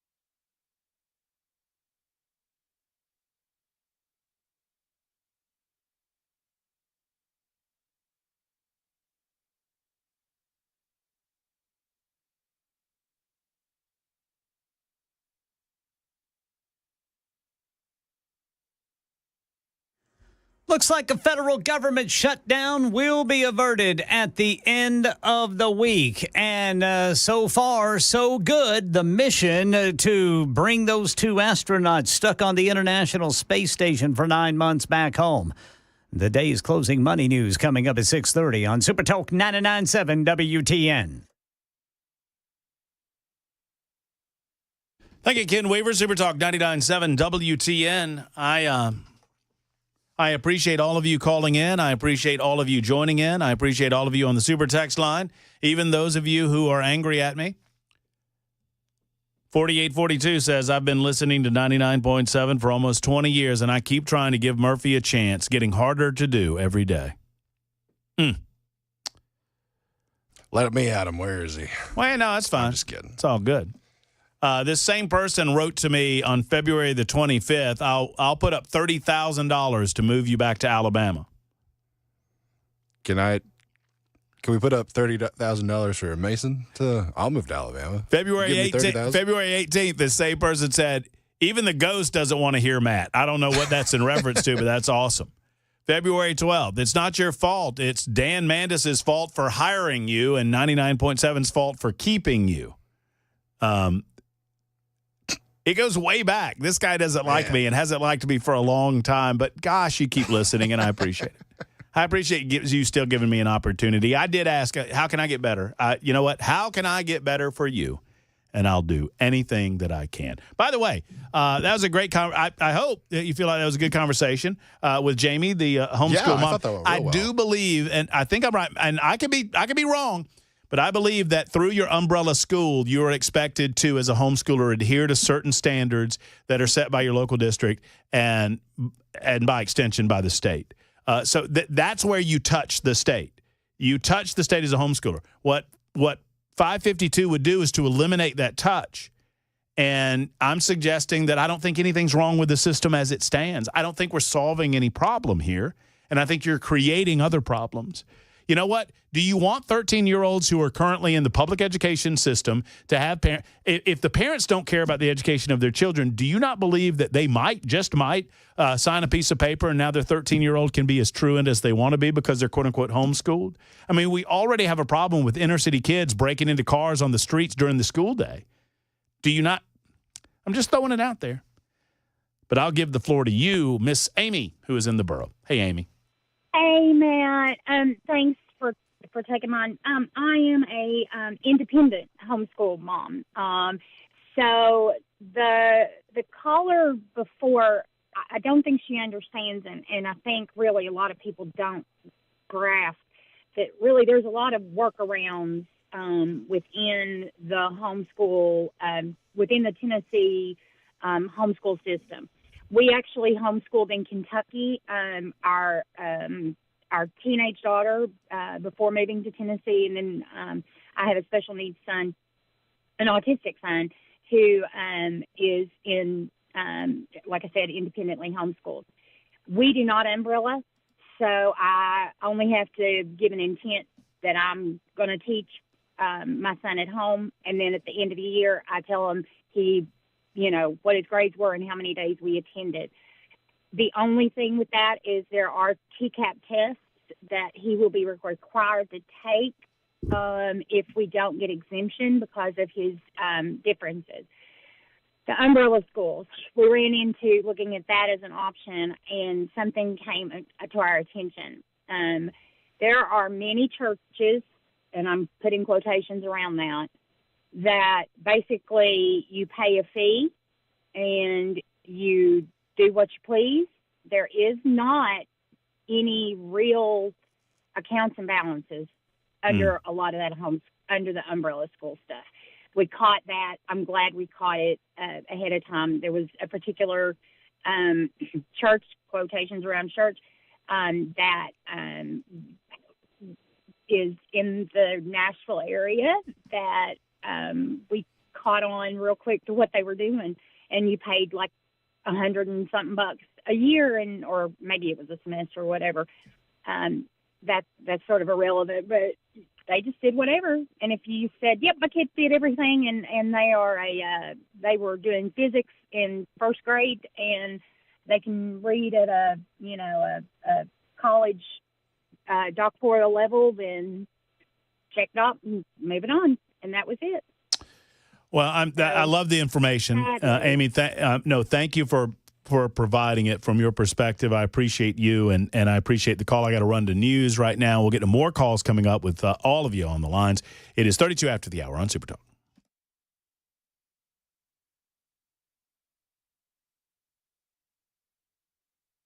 I'm Ken Weaver with your top stories, tracking 2 rounds of severe weather that could spawn tornadoes tonight and again tomorrow and tomorrow night. Full forecast and traffic in 5 minutes. A successful liftoff from Kennedy Space Center where 4 astronauts in a SpaceX Dragon 10 spacecraft heading to the International Space Station. 3, 2, 1. Ignition and liftoff. Go SpaceX, go NASA Crew 10. They're going to relieve astronauts already on the International Space Station, including Butch Wilmore and Sonny Williams, who launched on a troubled Boeing Starliner capsule last year and only supposed to be there for 9 days, but it's been 9 months due to issues there.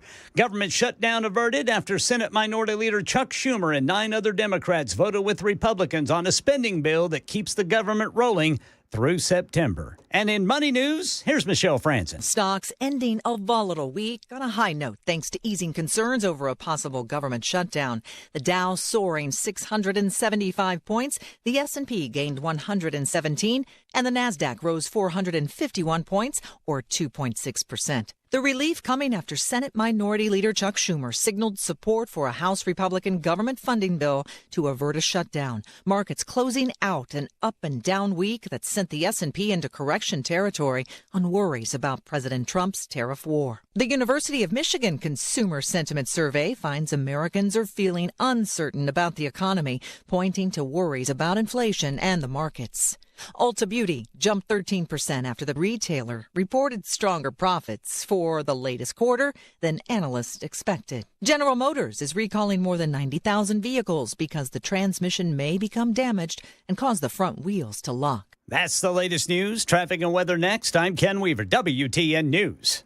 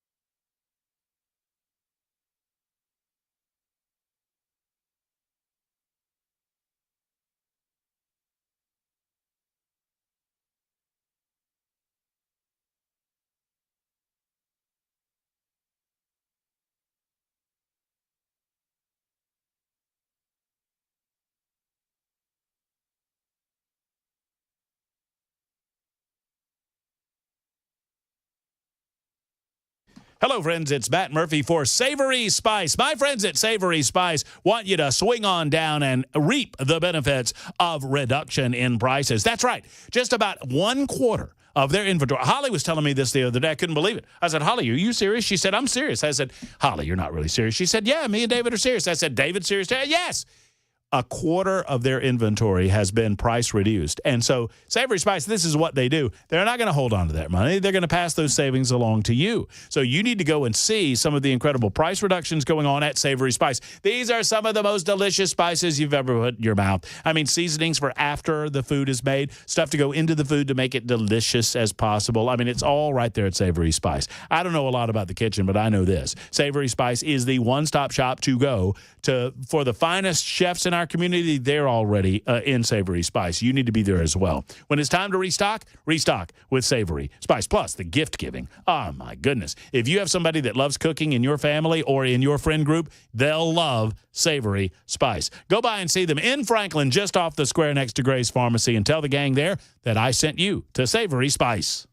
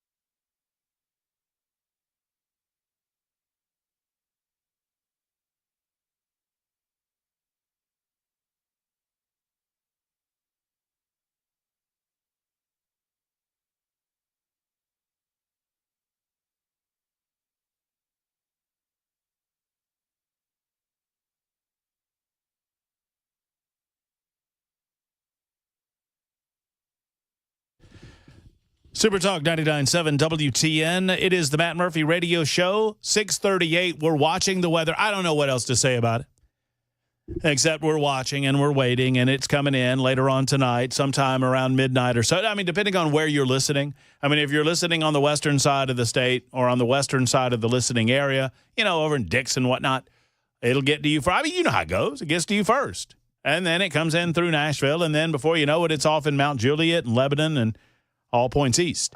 But that's happening tonight. First wave tonight, second wave tomorrow. First wave expected to be severe, second wave even worse. The most severe weather happening to the south of us in the Alabama area. But we're a 3 out of 5, so the possibility of a tornado dropping out of these storms is possible. These storms will be nasty. Just be on the lookout. Be weather aware, as they say, over the course of the weekend. I'm aware that we need to get to as many of you as possible. A lot of conversation about this homeschool topic. And I know I made a lot of folks mad, and that's fine. That's part of what I do on a regular basis. I know that I acted like a jerk, and I take responsibility for that. I don't try to necessarily, but I do it. Let's see. Who has been holding the longest? I'm trying to get to the one that's holding the longest. I think it's Nick.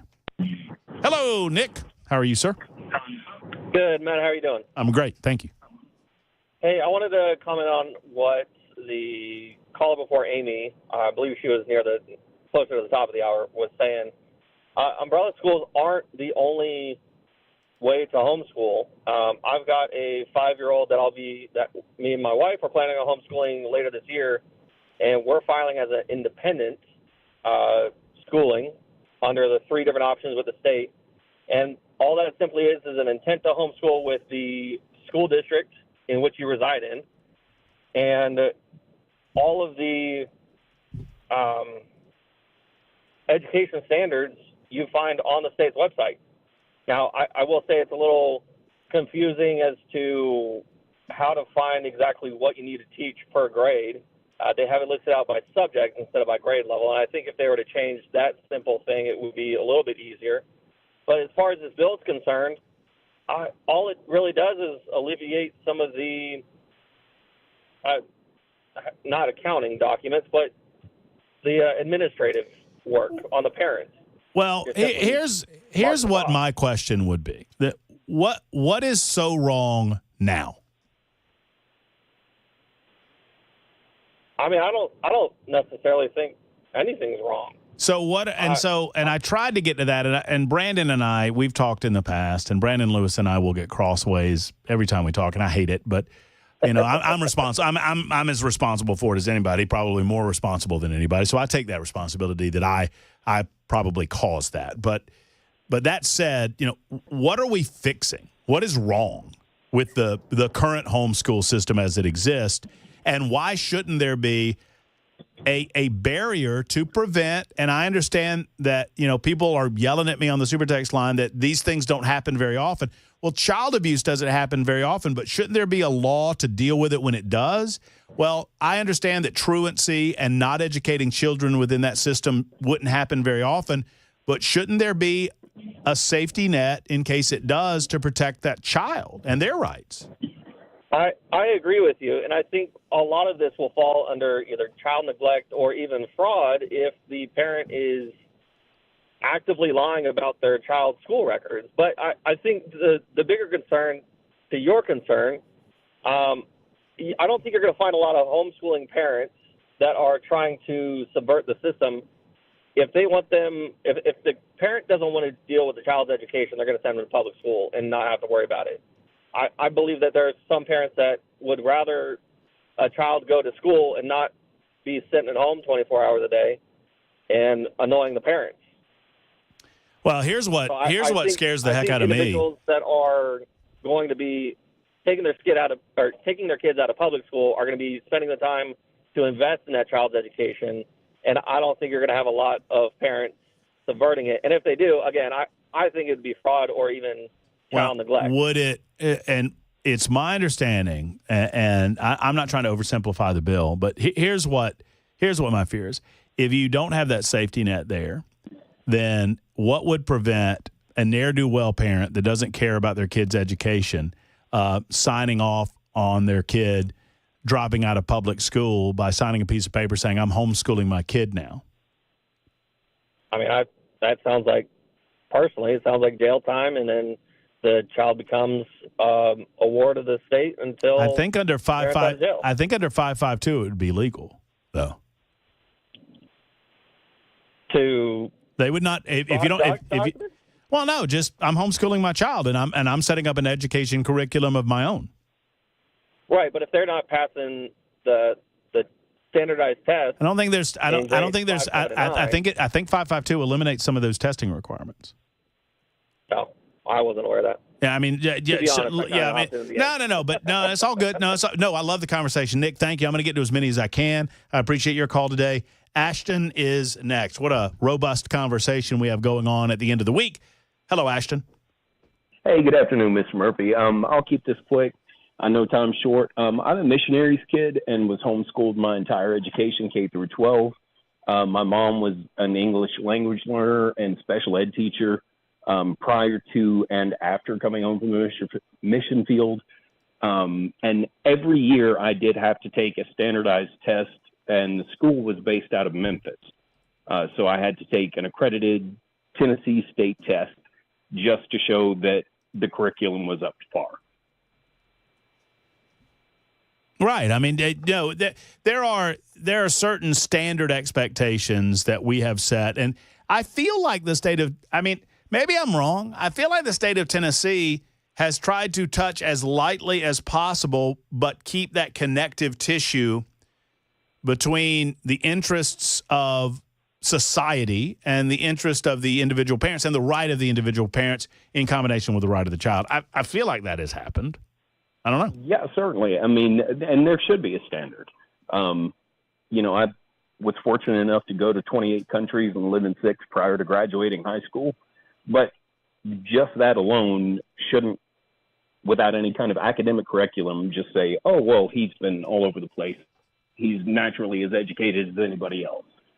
There should be a standard. And in our case, that comes back to the state.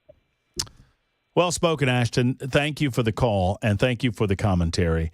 Let us talk to Eric, who has a slightly different comment to make about a slightly different subject. Hey, Eric, how are you?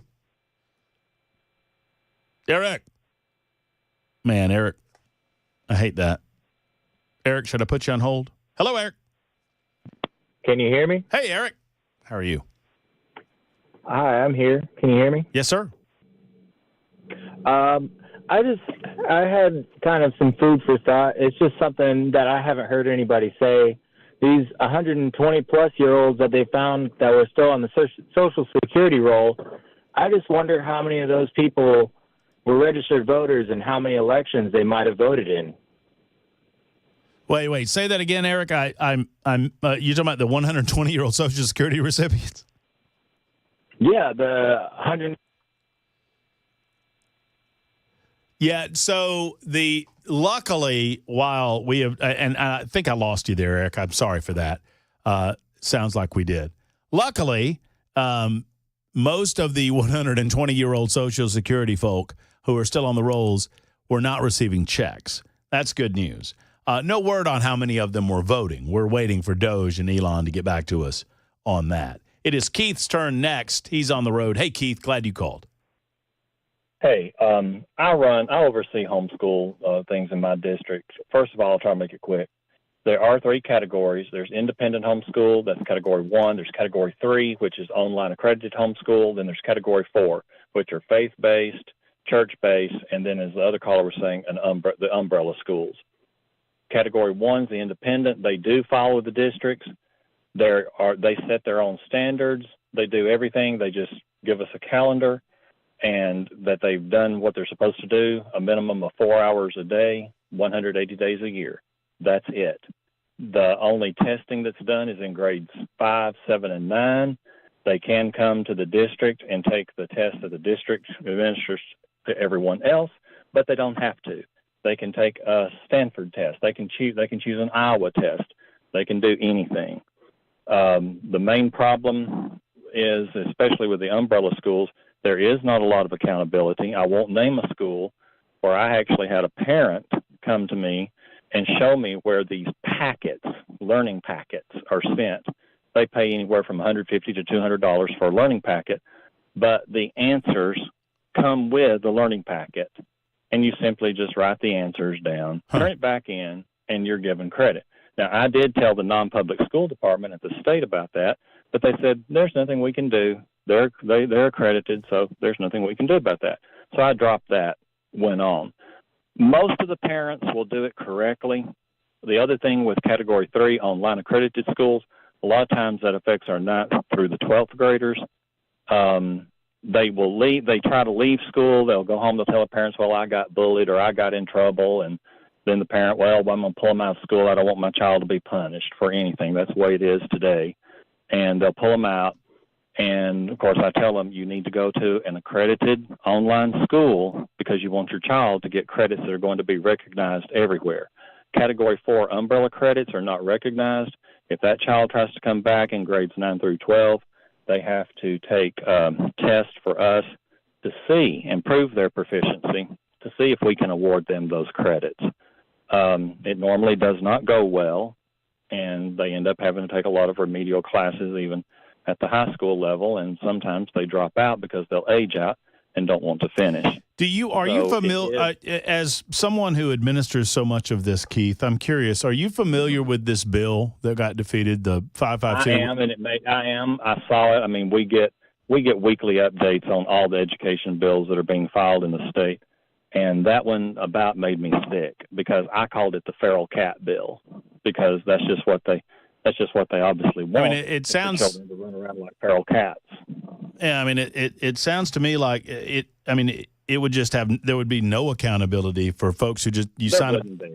Yeah, I mean, I frankly think that there should be a little bit of a connective tissue between parents, and I appreciate parents' rights to school their children in a manner of their choosing, but I just feel like you owe it to the child and to society at large to Right. In the end, what happens a lot of times, especially with our high schoolers, they'll want to come back to school, so we let them back in naturally because we're public school. We let them back in, but then it's our job. Then they look at it like, well, it's your job to fix the mess that taking them to homeschool did because they didn't really do anything. They just said they did, and they didn't, and it shows.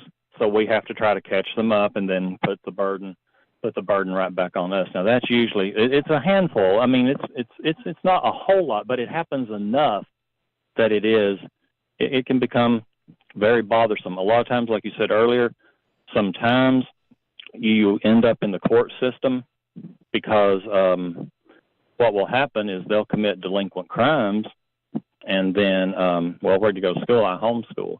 Well, then, sometimes the judge will tell them, well, you need to get back in public school. You don't need to be homeschooling because that's why you've had too much time on your hands. Well, Keith, this is great info. I feel, I'm using you a little bit because I feel a little vindicated because you're on the front lines, and I felt this way from the jump. And trust me, I've been raked because of my position on this today. So I'm glad you. But that's the truth.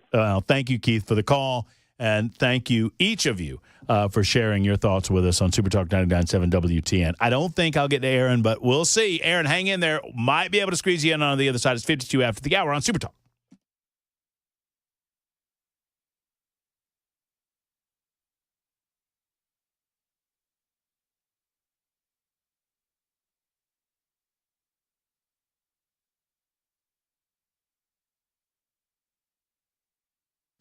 Oh, friends, Eurofix staffs their store with more people than you can shake a stick at. Why do they do that at Eurofix? Because Aaron Stokes said to himself years ago, and he's been doing this for 26 years at Eurofix, and he said, I'm never going to have my people waiting around on people who are too busy to take care of them.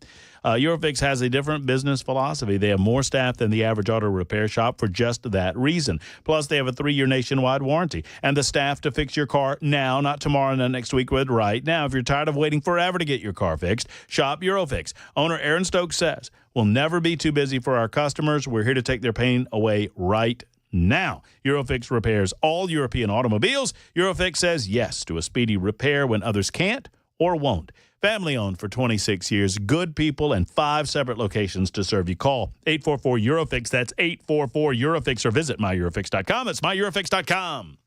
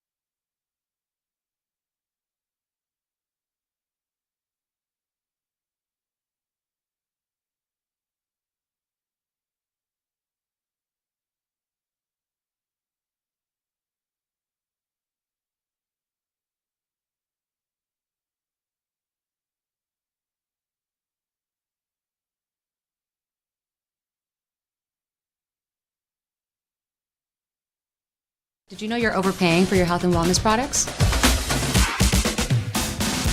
With over 20 company-owned brands offering its members vitamins, supplements, wellness, and skincare products, you're able to save up to 70% off retail. Members Nutrition can't change your life, but we can change the way you live.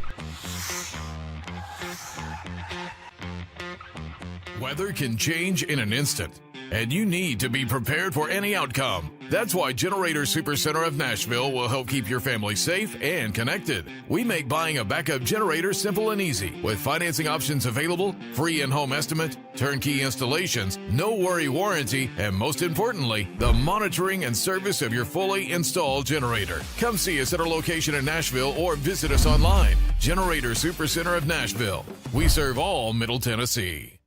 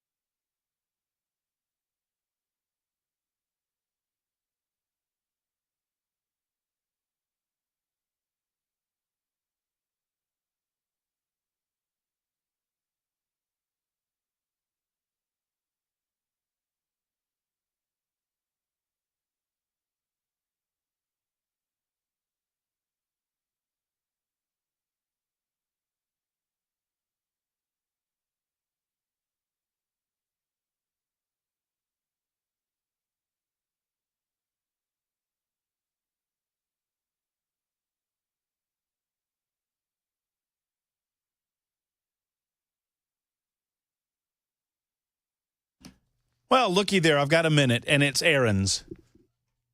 As we wrap things up and watch the weather for tonight and tomorrow. Aaron, the floor is yours. We only have about a minute, but I'll give it to you. Okay, thanks. Yeah, I was just going to say I agree with you. I'm a homeschooling dad. I homeschooled my kids since they were elementary school, and I like the accountability. I don't think it's very difficult. All I had to do was tell them what curriculum I was using for each of the core subjects, and then turn in my grades and attendance twice a year. Not very challenging. And I like that accountability to know I was doing it correctly. And then also going through a proper umbrella school helps them when they go to college, because then it looks like they went to a normal school because they have a diploma versus just saying, hey, trust me, I educated them. One thing you might find interesting, I used to live in upstate New York, and the local public school was who decided if they could homeschool or not. Oh, well, that's probably not a good idea. Hey, Aaron, thank you for the call. Sorry we have to run, but it is time to go. We'll keep you up to date with the weather tonight and tomorrow. Until next time, so long, everybody.